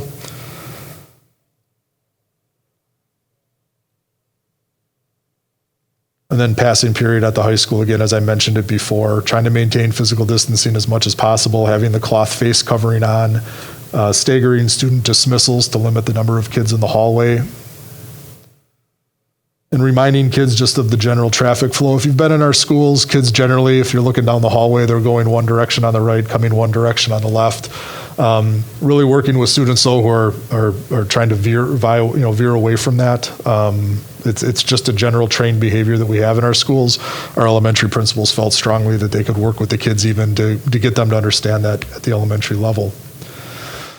One of the things that we are, trying to be mindful of, our just instructional program, the reading and writing workshop, maintaining some distance if possible, working closely with fewer students at a time. Right now, Tim Williamson is exploring the physical plexiglass barriers that could be put on tabletops and on desks to create a barrier between students if it's necessary. PE, art, music, and electives.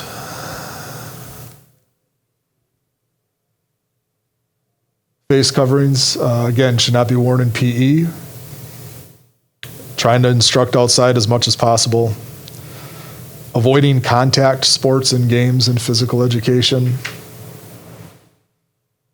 Trying to maintain the physical distancing, washing hands, cleaning equipment and such.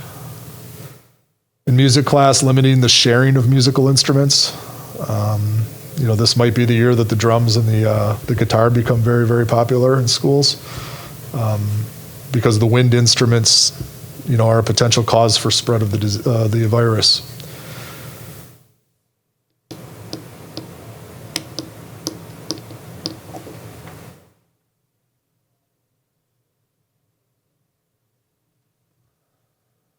And again, similar approach to the Library Instructional Media Center, grades 6 through 12, as we talked about at the elementary level. One of the key features of making sure we know who was with who was taking good attendance in our locations. So scheduling is going to be important for areas like this so that we know which kids were in the library. Should a student come down sick, to be able to reasonably figure out who they were around that day is going to be important.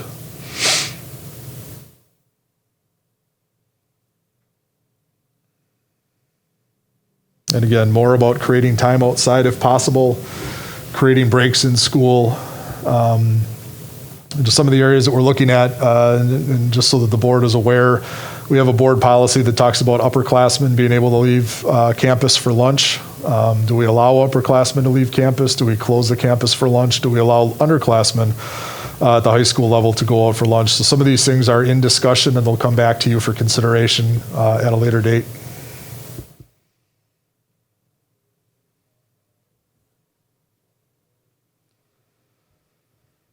And then again, bathrooms, to the best of our ability, we want to limit the number of students who are going into them. Our high school principals did have some planning, oops, sorry about that, did have some planning opportunity around that when they were considering graduation plans. Making sure that there is increased cleaning. Bathrooms do provide a physical barrier in between people in some instances, in other instances they don't. So really making sure that we do our best to control the flow of individuals into our restrooms. With that, I'll pass the food service discussion over to Darren. He facilitated that conversation with the committee during this planning process.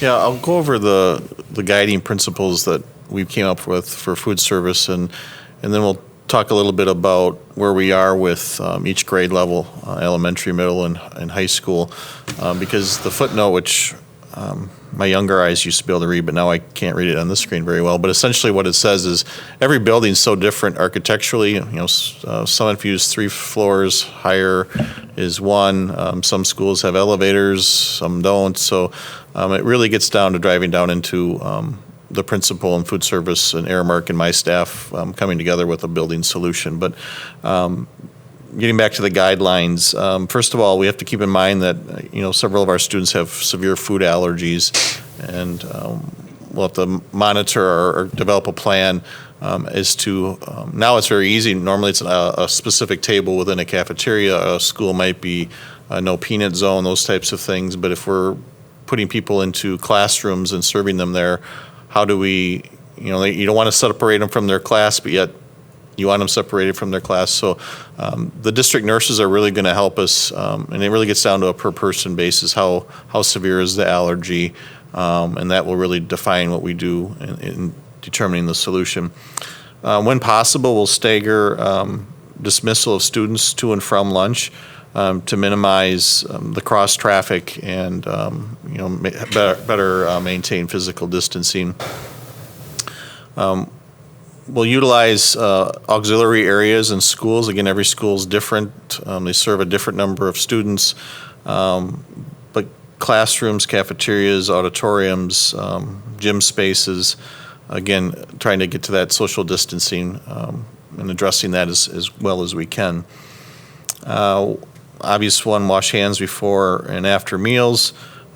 Sanitation stations will also be available near the cafeteria or eating areas.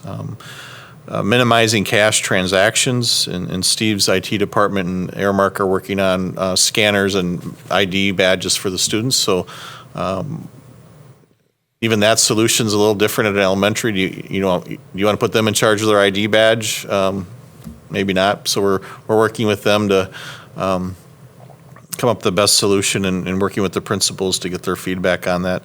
Minimizing open food sources and trying to do as much bag lunch or box lunch type of service as we can at all the schools. Always keeping in mind, though, that the federal school lunch program has a lot of rules and regulations, even down to a student scanning versus a teacher just sitting there scanning.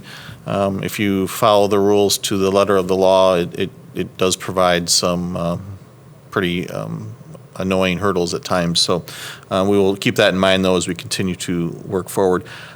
District staff and Aramark staff, and when I say staff, I mean teachers, aides, the principals, custodial, are going to have to, especially if we're in an in-classroom delivery model, are going to be active participants in this, the cleanup before and after, because we just don't have the staff hours to have custodial only try to clean up every classroom. So in every classroom we'll have wipes, and it's not disinfectant wipes. It has to be food grade approved, I believe is the terminology, that you can wipe off a desk with that product, and it'll be just like Lysol wipes before and after the students eat, because otherwise if you get into the disinfectants, obviously there's different chemicals involved and all that. So every classroom will have one of those. I believe Tim Williamson's ordered 5,000 of those tubs. We have about 2,000 classrooms, so we at least have enough to get started. The next slide, Joe, if you don't mind.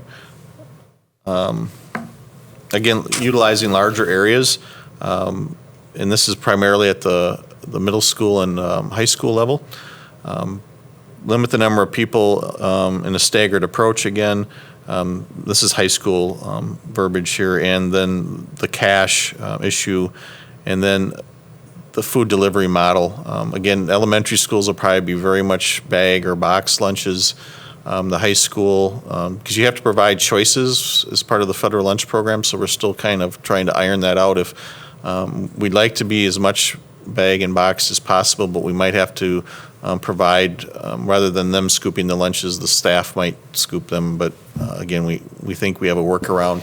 And one thing with the food service program in total is there's constantly waivers being issued by the federal level. So the rules are getting looser, and so it might enable us to do a few more things. And then getting to the specific planning by grade level, the elementary schools, and I'm summarizing here, are looking for in-class delivery as much as possible. So we're trying to schedule for that. I had a meeting with them, or representatives of the elementary principal group today. We asked them questions like, well, can we still utilize the cafeteria for one grade level in terms of there'd be a lot of space in there to give some students a chance to get out of their classroom, maintain social distancing. Had mixed reviews on that, but we got down to how are we going to get the trash back? Can the kids come down to the cafeteria, grab their food, and go back? Then you get into, is it fair to ask a kindergartner to go down and grab their lunch and carry it all the way back to their classroom? So really getting the principal's input on the best approach. The middle school and high school are pretty similar in theory. Is utilizing the auxiliary gym spaces they have. It might be some classroom delivery, but again, really driving towards that spacing issue that we've been, or distancing issue that we've been talking through, and trying to balance that out with staggered release of students to lunches. So I think we've come a long way on that, and I think, again, every site will be different, and this site's a perfect example of that. You have two schools that'll have functioning cafeterias. Les Paul's cafeteria right now is a gravel parking lot, essentially. So Les Paul might err on the more of the classroom delivery because of the situation we're in. We do plan to use the Lincoln Auxiliary Gym as their cafeteria and a nearby classroom as a servery, which was the plan all along, but we need more work there because of construction. And then the high school, there's some little more specific plans, but really they're looking at an extended lunch period, a single lunch period. But you have the benefits of field houses and gyms and auditoriums. Horning and Butler also have the auditorium adjacent to the cafeteria, so it lends itself to expanding seating into there. So I think we have a very good plan. The guidelines, I think, are there.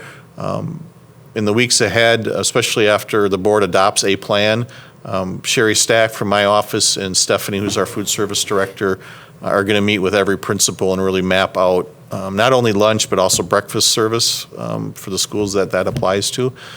So I think we're in a good place with this area.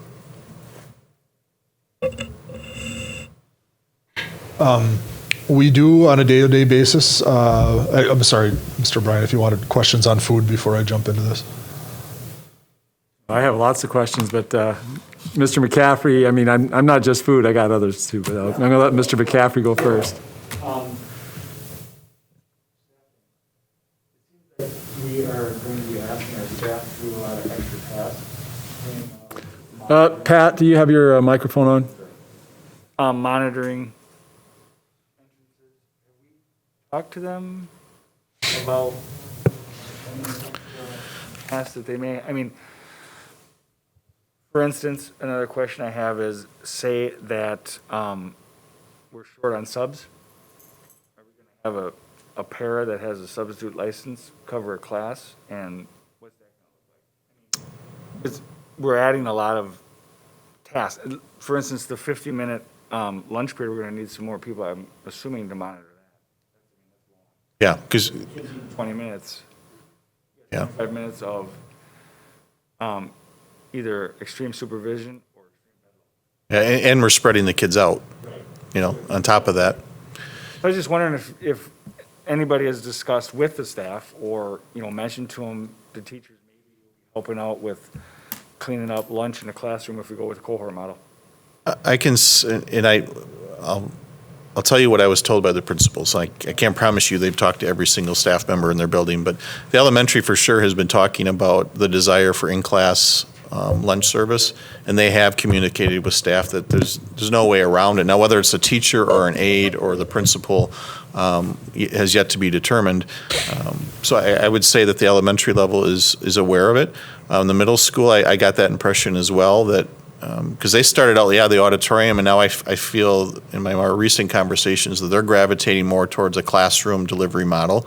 And I'll make that leap that they're discussing that with their parents. But there's a lot of ideas floating around too right now. So I don't know if Sharon and I have talked about, and fill in any holes I have, about adding some staffing positions or hours to help fill holes, because whether it's a sub or a teacher or Airmark or, but we're in the early stages of that as well. But we hope to provide them some flexibility and some people who maybe can be a sub and be a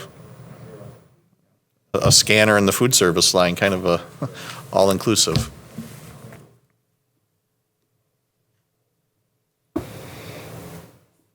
I don't want to start asking questions, so I give everybody else a chance first. Yeah. Okay. I got quite a few temperature checks. We know what the history is on parents and kids, and I don't think it's going to change. I think there's a risk of children coming to school sick for whatever reason, maybe not COVID or whatever.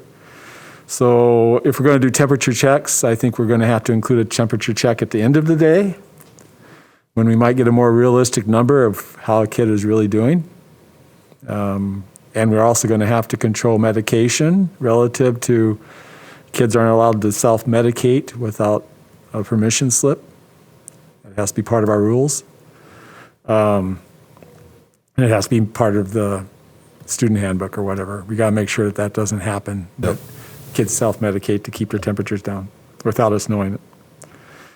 And I want to make sure everybody understands, this is a plan that was put together, even though I think it's been improved a lot. You guys didn't operate in a vacuum. You did try to strengthen it as time went on.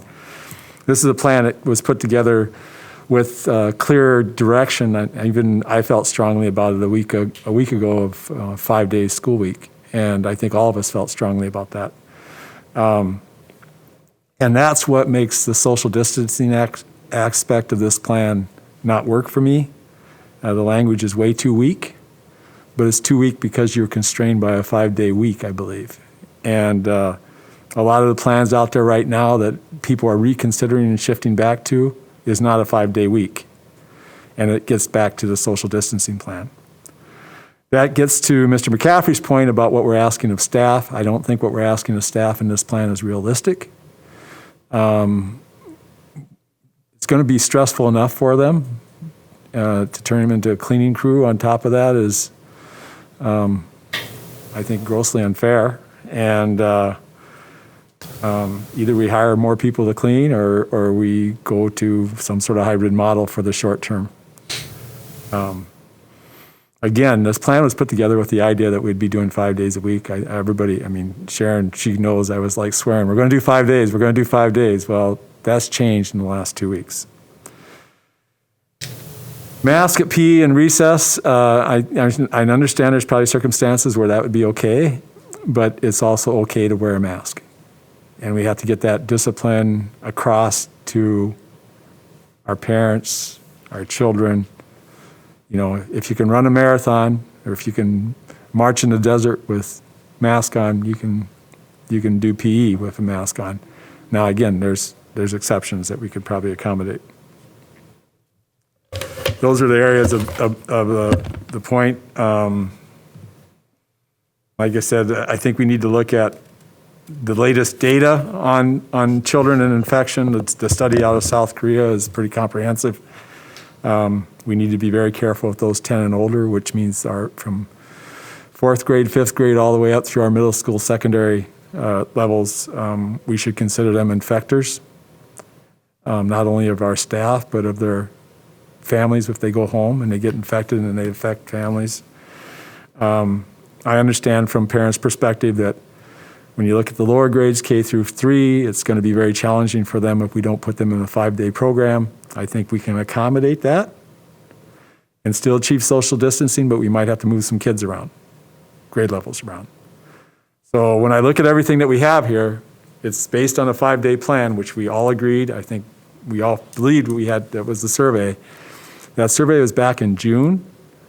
Anyone who relies on a survey back in June, when we know now that we have a test positive rate of 8%, most countries wouldn't consider even, I think even the Surgeon General says, we need to take a hard look at what we should be doing when we're testing positive at that high rate. But so again, it's a great plan here for what we asked of, and I think you guys didn't operate in a vacuum. But these are the issues that I think we're going to have to examine before we consider what our final plan is to execute on as we move forward.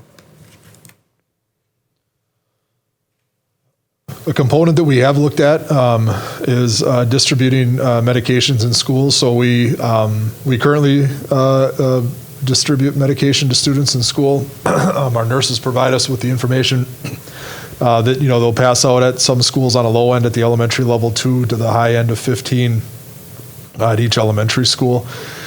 Students will come to the health room in order to receive that medication. We do monitor. We've got protocols in place to make sure that it's being passed out appropriately. And daily medications, again, are locked in the health room. So we'll maintain the health room use for regular daily medication. Diabetic care, we want to make sure that the diabetic care location is as far away as practical from the isolation room. We will continue to do our diabetic cares at school. We have trained staff to support that. We do have students who receive nebulizer breathing treatments at school. They will be administered in the health room separate from the other students. And then some students, and you'll see it at the other levels, they have access to the inhaler for asthma. So when we start looking at grades 6 through 12, have again satellite location for medication distribution, staggering times for allowing privacy and distancing. The diabetic care, if needed, to be provided at that same satellite location. So this would be the health room. There are, again, some medications that a student could carry with them. The idea of over-the-counter medications, our nurses did comment on limiting the use of over-the-counter medications this year, the things that would mask fever and such. They're working on that, what that guidance would be.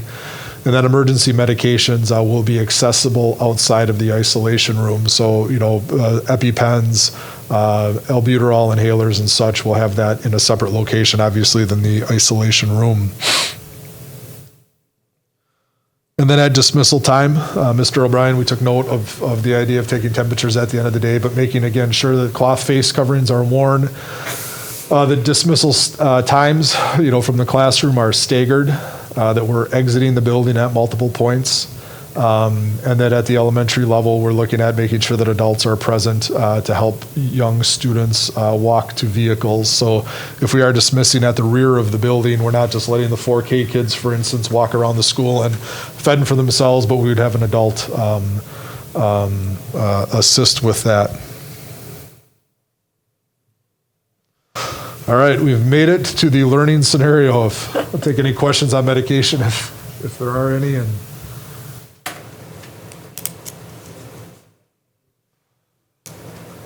Ms. Landish. Right.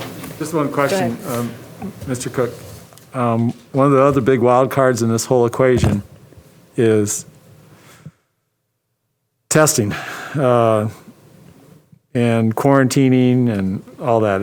Are we going to get to that portion later in this presentation as to how we're going to, what we're seeing in that regard? Yeah, so in our recommendations, I'd have to flip ahead in the slides. I don't believe that they're in the slides right now. They may be, but in the actual document that is shared with you, we do follow the Waukesha County quarantine recommendations. So it's 14 days if you've had the near contact. There is a general kind of rule, if you are within 6 feet of someone for a cumulative 15 minutes or more, you would be subject to that quarantine. If you have a sick person in your home, your quarantine would go, I believe it's 14 days past their kind of all clear. So we are working around what those guidelines are, and they do have a big implication, when you get to that spread of infection. Take COVID out of it, every year we have people who get sick. You put COVID on top of it as a possible other illness. We can talk about the severity of the symptoms per person, because there is a range. But it does result in that quarantine piece. And so from an operational standpoint from our school district, we have dealt with kids and staff being sick in the past. We want to make sure that everybody is as healthy as they possibly could be in our schools, but it's essential to make sure that our teachers, our bus drivers, our food service workers and such are maintaining a level of health, because that helps us keep our doors open. So when you see recommendations around extra hand sanitizing, when you see the recommendations for temperature checks, when you see the recommendations for wearing a mask, social distancing as much as possible, all of those things are in an effort to keep illness at a manageable level so that teachers can teach, students can learn, bus drivers can drive buses, we can serve our food. So we are paying attention to quarantine, but it has a big impact on our overall operational plan going into next school year. Well, quarantine's one thing, but what I fear is like what we heard the last 2 days with Waukesha County and the state fair, or the expo center testing, drive-through or whatever they were doing. They had to shut down the first day because the line was 3 hour, a 3-hour waiting period. The second day was they could do 300 tests. So I think with the county and with the state, we need to have a better indication of what the testing is going to be available for us before we start school. Because I don't see how we can mitigate risk without adequate testing. And I think the experts would say that too. So I also heard today that the rapid test devices are sitting on the shelf because there's some issues with those. The same devices they're using at the White House to screen people with.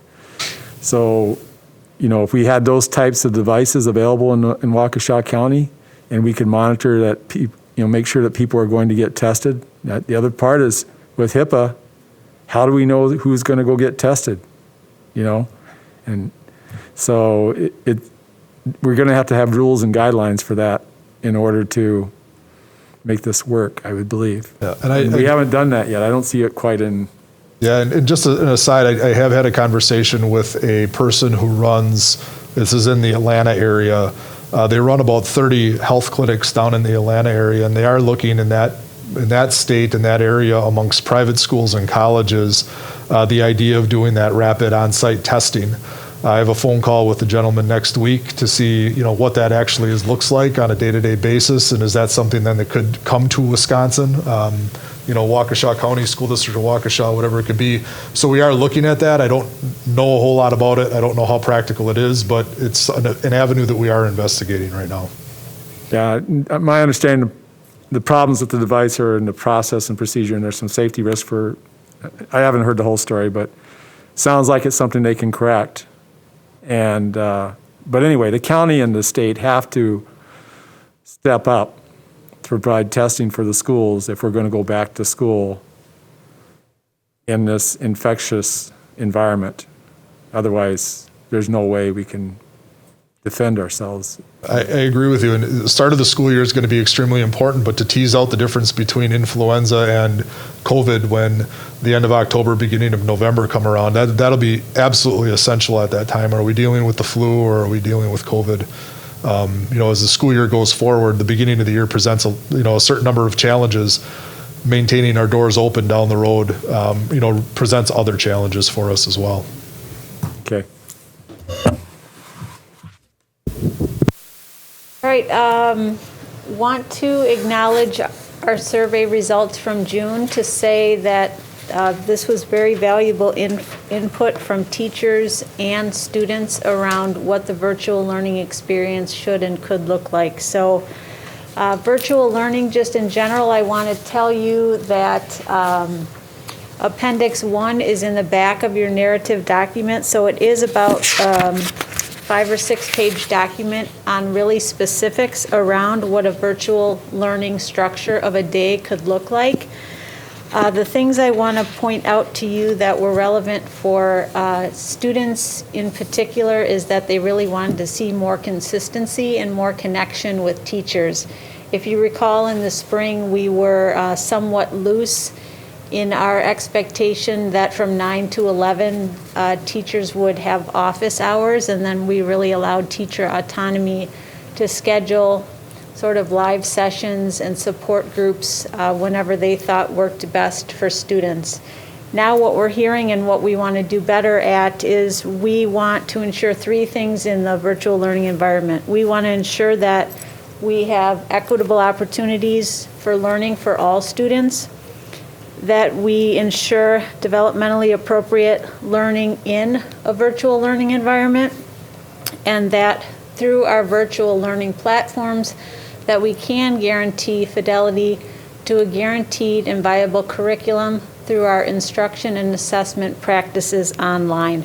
So therefore, we have developed bi-level instructional guarantees. So you'll see the high school guarantees, the middle school guarantees, and the elementary guarantees, many of which outline an expectation that instructional lessons and coursework be communicated the Monday of each week through our Blackboard platform, and that really students are engaging in live sessions each week according to, at the secondary level, the courses or the subjects at the elementary level. So we are modeling what would be an A-B schedule at the secondary level with some pretty specific time frames upon which learning will occur. So students will have regular class periods, if you will, that they will be attending online, with also areas that times of the day where they know they can get course-specific help, as well as social emotional learning support that each level has built in terms of curriculum and or other supports for students. So I think really pleased with the teacher input that we got on this subcommittee. They took it back to their circles of teachers and students, and so I would say we have 200 to 300 voices around this recommendation for what would be our virtual learning structure. Going with that, what's next on the slides here, Dr. Cook? Our grading and reporting, again, an upgrade from the spring. If you recall, no matter what happens next year, whether we're face-to-face or we have to pivot to virtual or there's somewhere in between, it was agreed upon that we are poised to maintain consistency with our standards-based grading and reporting. And so it's important for everyone to know that these practices, these best practices, will continue, and our assessment of standards will continue, whether or not we're face-to-face or virtual. So I know in the spring, several systems went pass-fail and things like that because they're on a percentage-based system. Again, I think we have the luxury of having a standards-based system that allows us to keep the integrity of this system of feedback for students, no matter if we're in the face-to-face environment or a virtual environment.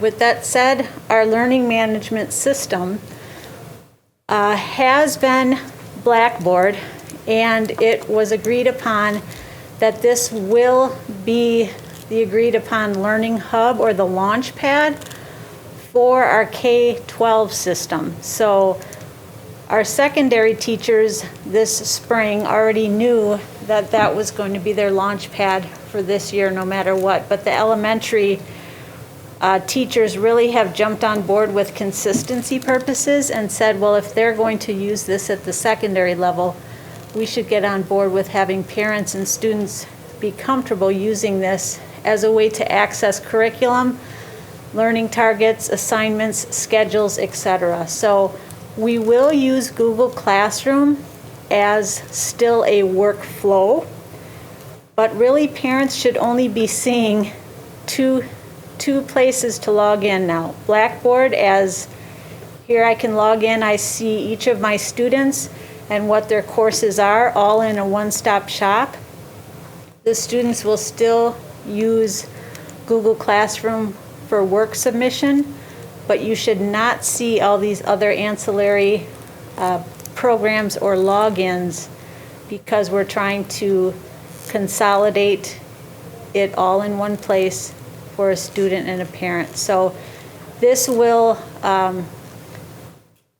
be wonderful. This will not be running K-12 every subject on September 1 because teacher readiness is not there yet. But we have massive groups of teacher teams working on course shells and just laying out structures of classes on Blackboard 9, knowing that we're going to really spend this entire year developing that in a more specific way to make it even better by the end of next year. I don't know if Steve wanted to add anything to that. With that said then, staff professional development, as you've probably read or heard, we're definitely going to use our Summer Institute time this summer to engage staff in supporting them in training for the health and safety protocols should we have that face-to-face start. We also want to give them specific support in the area of Blackboard and support their continued tech use and training should they be involved in some capacity in virtual learning. And we think that even if we do have a startup, that we will be flowing into a virtual learning at some point in time during the year. So we want them to be prepared and set up for success as much as possible. So we are still working on what those sort of back to school days will look like.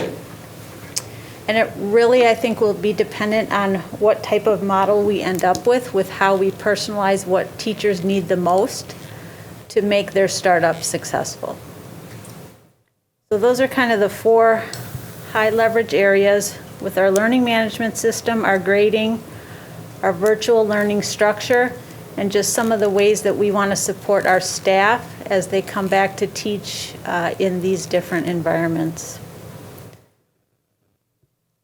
So questions or things you're thinking of as a board?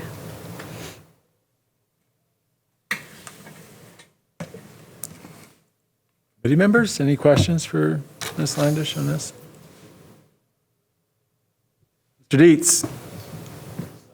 Expect like a 5th grade teacher to begin teaching 5th grade material like they normally would, or would they be going back and looking at some of the things that would have been taught at the end of the school year and then start with that and then move forward?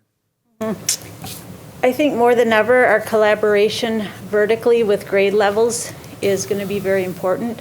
Our teachers in a normal environment would have huge connections with that grade level teacher below as to the level at which their 4th grader, for example, is at, and then start engaging in the learning in the 5th grade at the appropriate levels. But I know there is talk currently about sort of increasing the amount of formative assessments happening early on so that we can gauge levels of proficiency, again, with the virtual learning and with the summer slide as we always have. So if I have to say generally, there will be more formative opportunities at the beginning of the year to assess proficiency levels for our kids. That was my next question about assessment, but you've answered that, so thank you.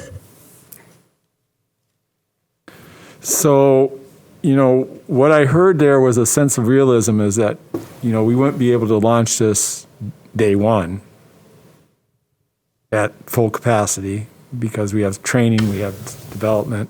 I mean, it's not e-achieve, it's something different than e-achieve, right? Yeah. So it sounds like it's a it's not a defined, completed work of art to launch on day one. We have e-Achieve and we have the 5-day schedule, and then we have this option that we're developing, which we may implement contingent upon something happening during the school year. Is that what this is about, kind of? That's accurate, Mr. O'Brien. I would say the car is built and the wheels are on and like the doors are stripped and the radio's out, and so we're going to build the insides of the car that's what we're currently doing now in teams, yes. But the structure of Blackboard will be there for everyone. So let's say if our apple cart gets upset and we're not on a 5-day-a-week schedule for whatever reason, we decide that that's not the way we're going to go. What we would say is that we have the bones of something we can work on to develop something differently. That's a combination of maybe virtual, maybe in face-to-face, but we don't have anything defined for that model yet. But we don't have anything defined for the full virtual model either.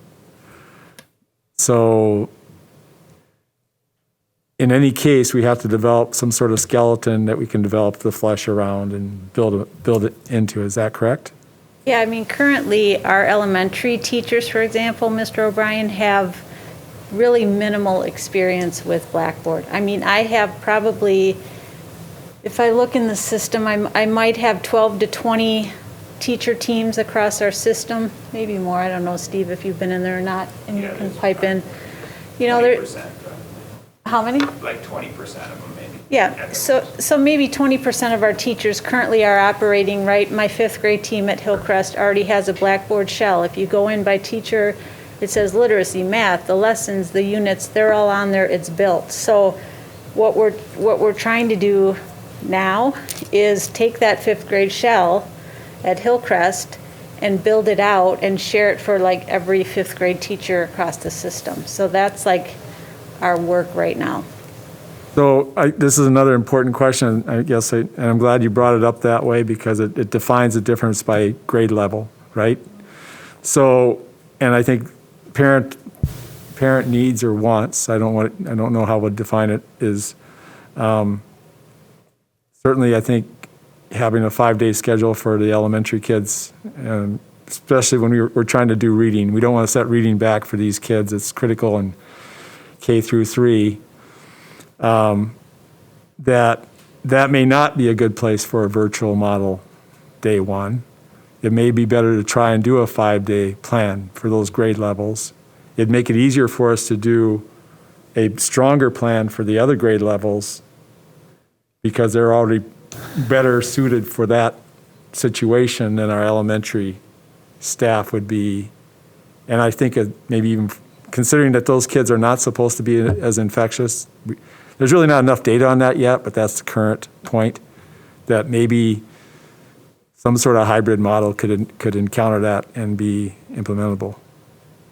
That could be, that's one approach, certainly. I'm not sure that I would say that Blackboard is going to drive that model though, because we had tons.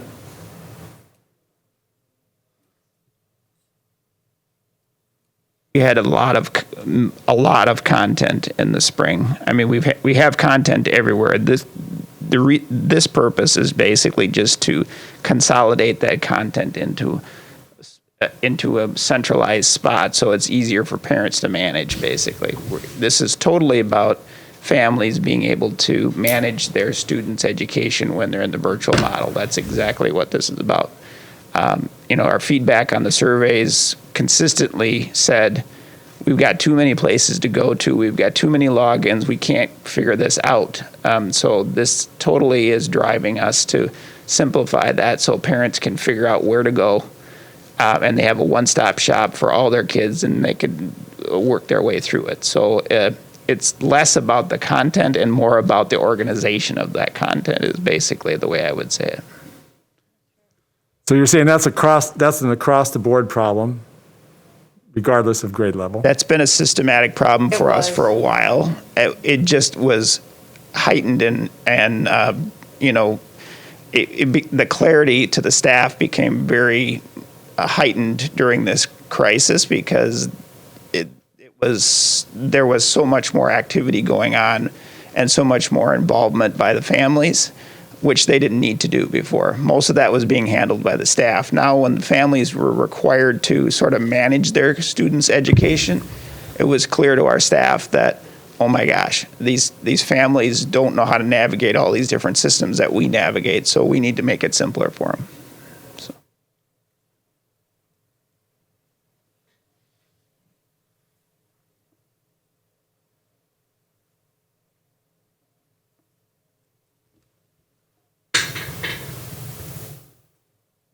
So next up is the quarantine guidance. This comes from directly from Waukesha County. This, for all the things that we are going to try to accomplish this school year, this is the reason why health is the most. You start talking about 14-day quarantines, up to 20, 24-day quarantine, just depends on how the sickness would cycle through a home, for instance. That quarantine and isolation does have a substantial impact on, what could be, based off of what our planning was, 5 days a week, has a big impact on Plan A. As we start getting down the road of virtual learning and options for families, this dynamic that we are up against, it does play a big impact on how we have to plan for this coming school year.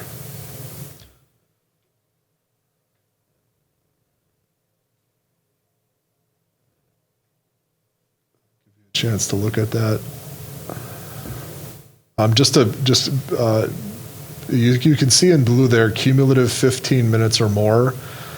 That change is 24 hours old. That guidance is 24 hours old for the county. It used to be, what was considered to be consecutive 15 minutes. That was kind of what everybody was going off of. Now the idea of cumulative 15 minutes or more, you think about a classroom setup, you think about people moving through the classroom. Again, the idea of having the mask is important. The idea for social distancing is important. But you do think about the flow in the classroom and how the classroom is set up. That cumulative 15 minutes can add up really quick in a 45, 50-minute, 1 hour long class period. Yeah, even with a 6-foot social distancing, you're going to be hard pressed to keep the cumulative down below 15 minutes. Yes. So again, all the more reason why the screening before anybody leaves the home in the morning is important. The screening at the front door is important. And really paying attention to those symptoms, and anything we can do proactively from a PPE standpoint is important for our continuity of operations. Was there a question on the quarantine and?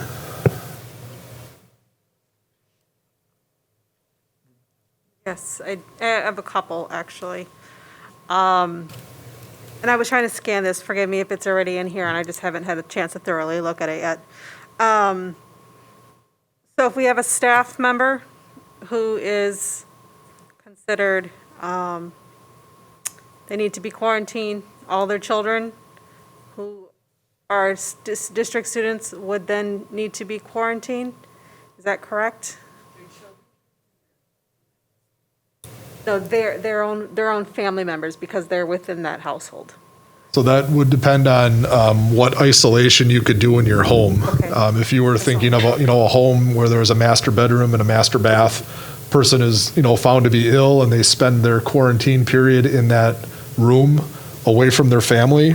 The other family members may, and I'm going to emphasize may not need to be quarantined. That scenario is not always practical, especially when you start thinking about younger children, families with younger children. So there's a chance, but how practical that chance is, we just don't know. Okay. Next question to that is, staff actually and students have within our policies and guidelines number of days that they can be out of school. So is that wiped? I know there's some federal guidelines that allow for extensions, but what does that look like? We have a team working on looking at the attendance policy in particular. So Luke Pinion with some of our principals and some of our social workers are reviewing that. They're also working with Waukesha County on what the expectations would be as far as reporting truants. What we don't want to do is have a policy that under these conditions unfairly penalizes families. Right. We also don't want to have people who are feeling ill, feeling like they need to come to school and try to grit it out. So if there's aspects of that policy as a board, please understand that, through resolution like we did last year with some policies, or through just a policy, amendment for this year, we could come back to you pretty quickly and make any adjustments as necessary. We do not want to unfairly penalize families this year. Okay. Especially knowing that with some of the criteria around testing, for instance, if tests aren't available, or if you're not severely ill, and you call your doctor, can I get a test? Can I get a test? Some people are still hearing, no, you can't get a test. We don't want the family to be hurt by that. It'd just be an absence from school. I know prior to all of this, for example, in my household, if I had my second grader sick, I kept my kindergartner home because I just figured they slept in the same room. But then I'd get notices saying, your kids have been out for 10 days. And I'm like, well, you told me not to send them to school sick. Right. So I don't want that frustration amongst our families. Nor do we. So when we just so you know, when we went into this big discussion in February and early March, we turned those letters off to families. And you did tell me that. Yeah, so we have the ability to flip the switch and say we're not going to send them out, which is that switch right now is still flipped. So we don't, it would be a matter of getting clear guidance from the county on what we would need to turn back on going into next year. But again, we do not want to unfairly penalize families during this time. Okay. Any time, but this time in particular. Especially, yeah. Okay. Thank you very much. So since she brought up the quarantine and the concerns that, some of the concerns our staff has is, we're talking about our staff now, not necessarily the children. It's a different dynamic there. Is if a staff member has to quarantine or is diagnosed, okay, they now expose their family members to their workplace occurrence. We don't know where they got it, but they're going to think they maybe got it here. I think we could explore how would we accommodate staff members in some way so that they don't have to go back and expose their family members. It's kind of interesting. It's too bad we don't have the type of system like they had in Australia, where the moment you get diagnosed with COVID, they put you in the hospital because they want to quarantine you and not expose your family to that. We don't have that system in this country. So that's another consideration we should look at to provide some comfort for our staff in the event that the worst thing happens, that they need to be isolated. So, What would you be suggesting might be an accommodation? I don't know what the status is. Let's say like Carroll, where there might be like dorms or things like dorms that we can, and then provide care for them. Making sure they get food and stuff. I mean, really, that's the greatest risk, is going back to your family and exposing your family members. It's bad enough you have it, but now you're going to triple the risk or quadruple the risk, because now you're going to come back to your family and then they're going to expose. I mean, it could cascade. And I think that's the biggest fear teachers have is, first of all, getting sick. What are we doing to try and make sure that doesn't happen? But if they do get sick, what are we going to do to make sure that they can protect their family the best they can given the situation? Thank you. Okay.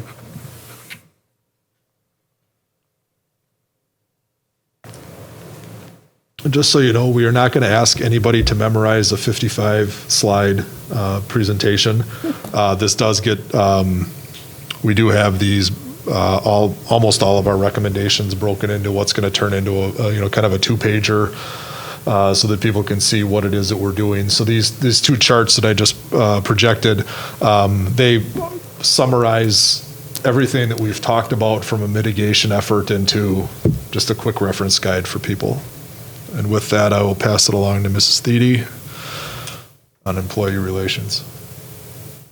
Well, we've touched on a lot of my points because a lot of mine are, have to do with what if I have COVID, what if my household gets it? So a lot of the questions that I've been getting that don't relate to what's the school day going to look like have been surrounding accommodations, quarantines.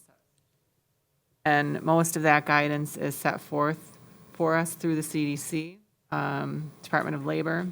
And then I also linked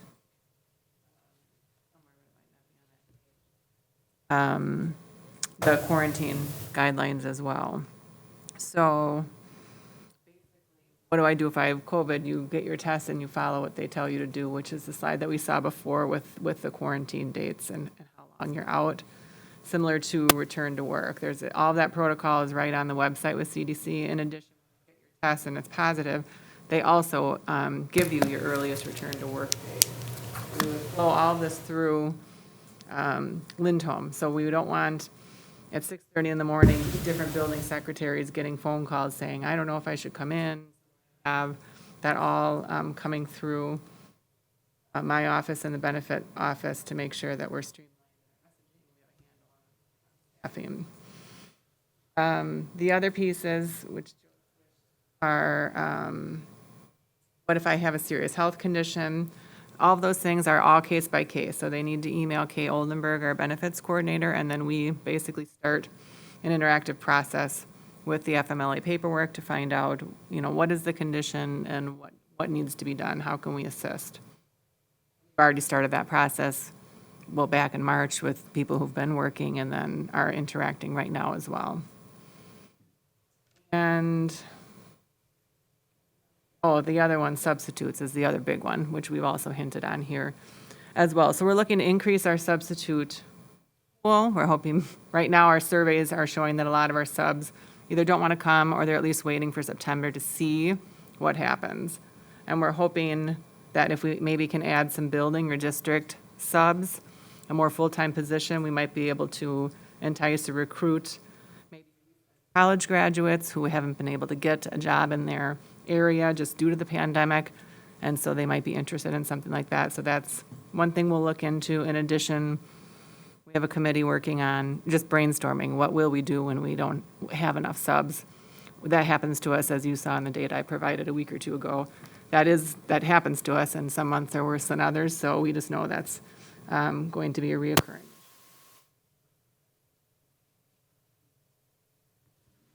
And that then takes us to the end of our presentation. So if I could just try to maybe tie this together, you're probably wondering, there's a lot here. How are they thinking they're going to pull all of this off? So what we're thinking in terms of just forecasting through next week, we get to a point where we come to some agreement on where we're going to end up. And then we want to do that second survey with both parents and with staff. And really what we want to try to ascertain there is, based on what we talked about today, would you, as a parent, like to come back to school face-to-face?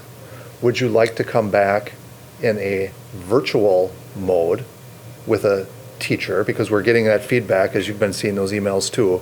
Not everybody wants eAchieve, but they want a virtual environment because they don't feel safe coming back. So that's where Jody's talking about that development of that virtual program. That would be an option. Or would you like to do eAchieve so we can gather data there and staff up as necessary? So we would do the same thing then with our teachers and our staff. Would you like to come back face-to-face? Would you like to teach virtual? And then we can identify, based on the student data, and drill that down into grade level at the school level, where kids want to go and families want them to go and where staff wants to go, and figure out how we create a system that meets those various needs. And we can do that by building, we can do that by grade level. It's going to be quite an undertaking, but through that, we not only create all the things we talked about here, but we have a much stronger chance at creating the social distancing that's difficult in a traditional 5-day-a-week model with all the kids coming. So in our first initial survey, when we had 70% of the people saying they wanted to come back face-to-face, we're going to guess that probably goes down a little bit based on the current data, right? So if we had, for example, 60% of kids in third grade at a particular school that wanted virtual and 40% that wanted face-to-face, we could accommodate that by one teacher in third grade, for example, teaching virtual, and one teacher teaching kids in person. So we'd have to do that at each school, at each level, and figure out what that data looks like. And it would also give teachers the opportunity to say, I don't feel comfortable coming back. And it would give us the opportunity to say, well, we can find a way for you, whether it's your personal comfort or whether it's your medical condition or whether it's your age or any number of factors that don't make them comfortable, figure out ways to use them virtually or in eAchieve. So that's where we're trying to get to have a model that is reflective of the feedback that we've been receiving and provides a face-to-face option, which is important to some people, a virtual model outside of eAchieve, which is important to some people, and then eAchieve, which is a very good option in and of itself. So that's where we're trying to get to, and that's where we think we can accomplish the pieces that we need to have that creates our hybrid model through that survey and through that approach. So questions on what I just talked about there?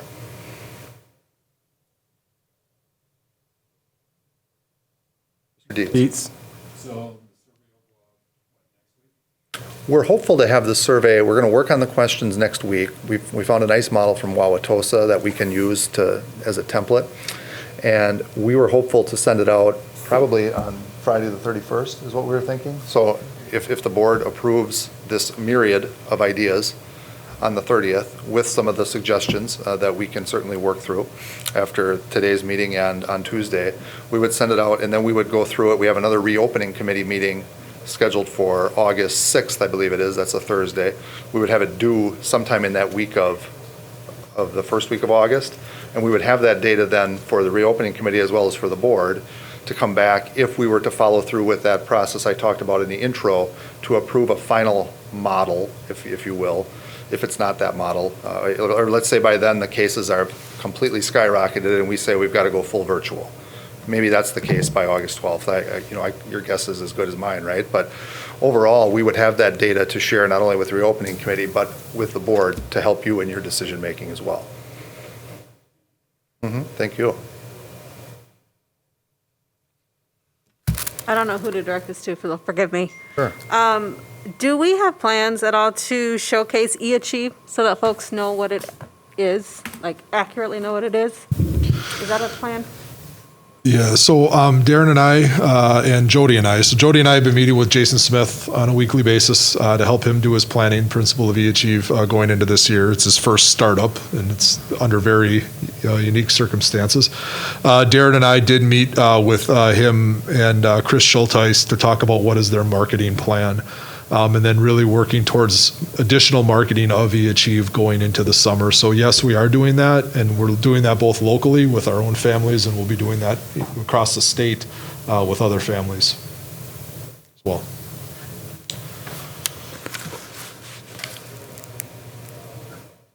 Other questions? Well, one of the things that I've heard back relative to the past survey is that they weren't given enough options, right? And really, what I've heard you say is there was eAchieve, there's this new virtual option, there's the face-to-face option. And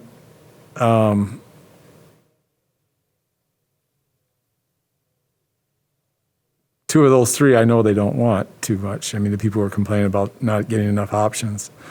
So what would be a more practical option that would satisfy social distancing constraints? And I think the New Berlin proposal that I saw in the paper yesterday would be one that would allow you to look at a better social distancing opportunity that should probably be polled, surveyed with the parents. Instead of 5 days a week, what would 2 or 3 days a week look like?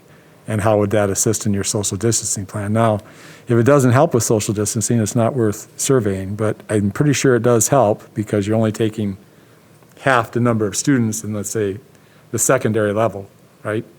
Half the number of students into your program, so that would allow you to do social distancing. And it would take the load a lot off the teachers to be able to manage 14 kids instead of 28 in a class on any given day. So that's the New Berlin model, but I don't hear that coming out of a possible surveyed proposal. But it is the so-called, hybrid model, not 5 days virtual or e-achieve. Another hybrid model is X number of days plus virtual combined to provide the educational experience that the children need in order for them to grow as we'd like them to grow educationally through the year. Sure. One of the things that we've talked about, and it's a good suggestion, one of the things we've talked about in the reopening committee, as well as looking at the initial survey when we talked about teacher workload and trying to balance in-person and virtual, the challenge with a model such as that is if you have Group A coming on Monday, Tuesday, and you have Group B coming on Thursday, Friday, each of those groups has 3 days of virtual. So the teacher not only plans for the kids that are going to instruct in person, but they're planning virtual at the same time for the kids that are at home. And one of the reasons that as a committee we steered away from that was teacher workload concerns. And we moved and pivoted more toward this idea of let's take the kids that want to come face-to-face and let's find, and then a teacher teaches face-to-face, and let's look at the kids that want to go virtual that outside of eAchieve, and let's assign teachers to that so teachers have a singular purpose and a singular focus. That's the thought process behind it. Doesn't mean that we couldn't look at such a model like that.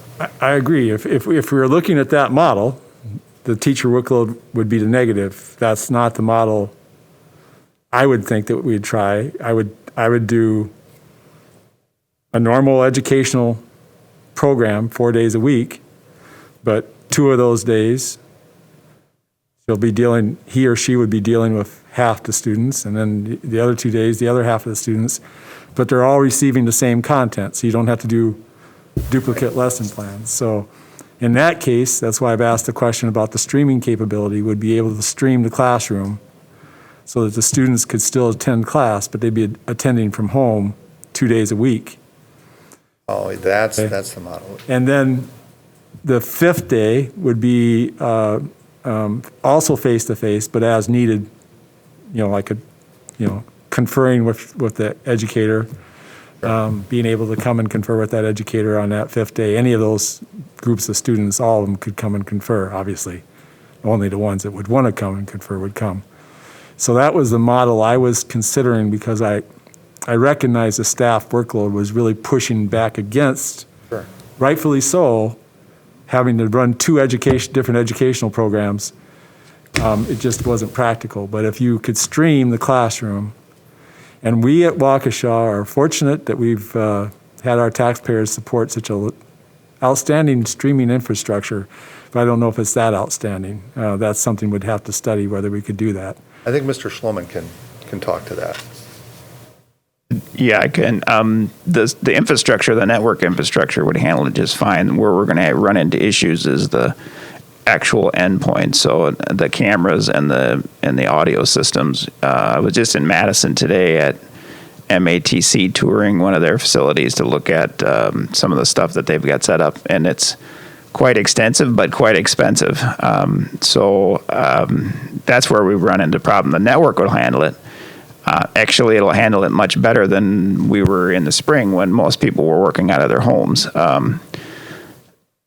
But it's going to be costly to set that up in every classroom, and it's also going to be at this point in time difficult, I think, to do it in a timely manner because there's a lot of demand out there for this equipment, and so lead times are pretty long right now for that. So I think we could make it work.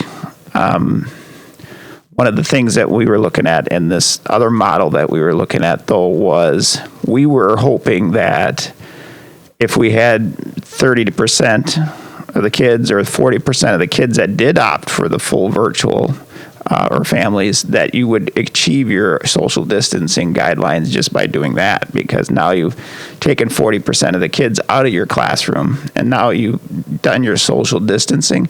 Plus, you've also solved the problem of teachers that are not wanting to come back in the classroom. Now you've actually matched them up with students that don't want to come back to the classroom.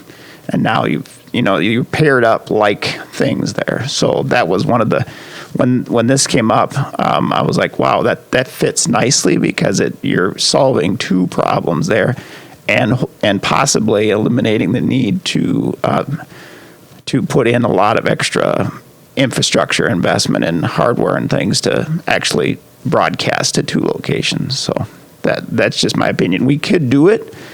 It's just it's going to be stretching it a little bit, I think, to get it all done. Well, if it's a camera and a microphone, every iPhone's a camera, then all you need is a tripod and a microphone, and a Bluetooth microphone at that, maybe. So to me, it's doable. It might not be the ideal, as long as we have the pipeline to transmit it with, which you're saying we do. Yeah, the pipeline. So, it's easy to say. I'm not worried It's about. easy to say that I think it's a model we have to look at if we're going to. I'm very uncomfortable going back without social distancing because CDC guidelines are pretty clear. If you're going to come back in our environment with these rates of infection, social distancing is something we're going to have to deal with. And our current plan, face-to-face, I don't like the words possibly, if you can. I mean, that's sending a message to our teachers that we're not really committed to it. And I know we have to put that in there because we just, if we went face-to-face 5 days a week with everybody coming to school, there isn't going to be social distancing, not like the CDC guidelines would say. So I think we have to offer that model on our survey if it's implementable, simply because I think there will be some interest in it as an alternative. I'll just finish up with, it is the most difficult model to pull off, let's put it that way, because of the required technology and the required interaction between students online and in classroom. In classroom, students are going to draw the attention of the teacher away from the online students and vice versa. So managing that is challenging. So in my opinion, this is my opinion, but if we could achieve the social distancing without having to do that type of, split model, that would be my preference because it would not tax our technology staff and it would not tax our teachers as heavily, I don't think. That's just my opinion.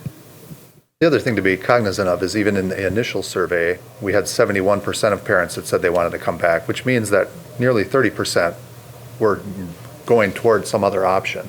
So that is likely going to be at least 10% higher. So we're getting closer to half and half already. The challenge on the other end was 57% of the staff at that time felt comfortable coming back. That's probably going to decrease too. And in an ideal world, those numbers would blend and mesh up pretty well.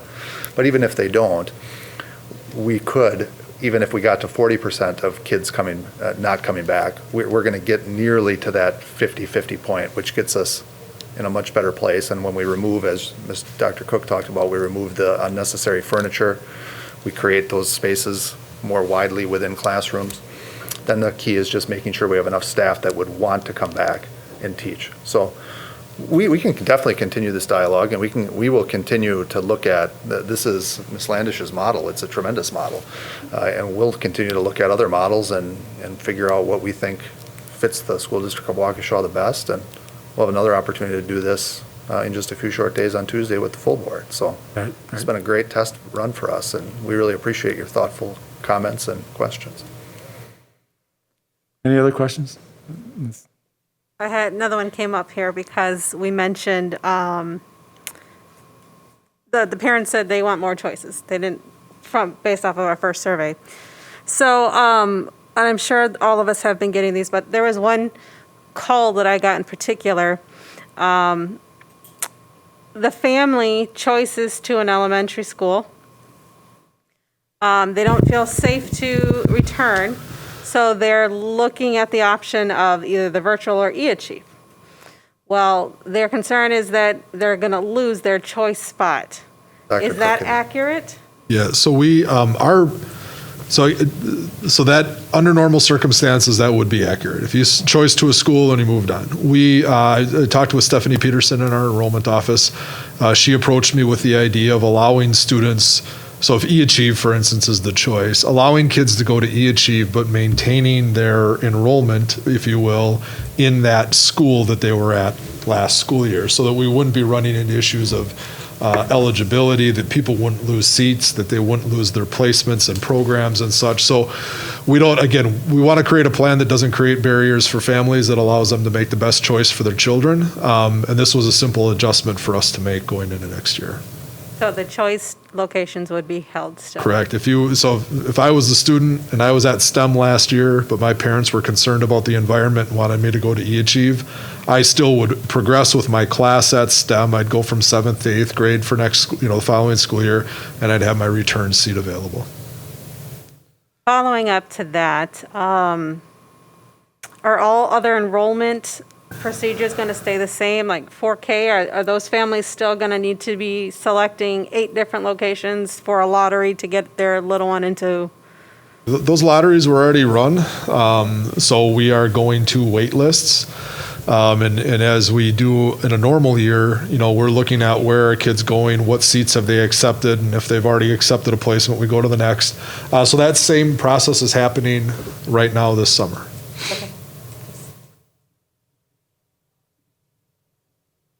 Mr. McCaffrey. Just to go along with Mrs. O'Brien's question. So say that a student what does that do for eligibility for clubs and sports? So when we went into shutdown last year, a little bit of background, every kid in our district is enrolled in eAchieve right now. So you have your attendance area school where you're going to school plus eAchieve. And so the eAchieve placement, because it's already a part of the schedule, we're just assigning classes then being instructed in that virtual format. So the kid is still a South kid, just getting instruction through eAchieve. And we have that happening, on a full and part-time basis, on a regular basis in the district. In years past, if you were a South kid who was transferred to West in district transfer, and then wanted to go to eAchieve, you'd lose your seat at West. We don't want to penalize that way, but you were always able to go back and forth really easy in Waukesha.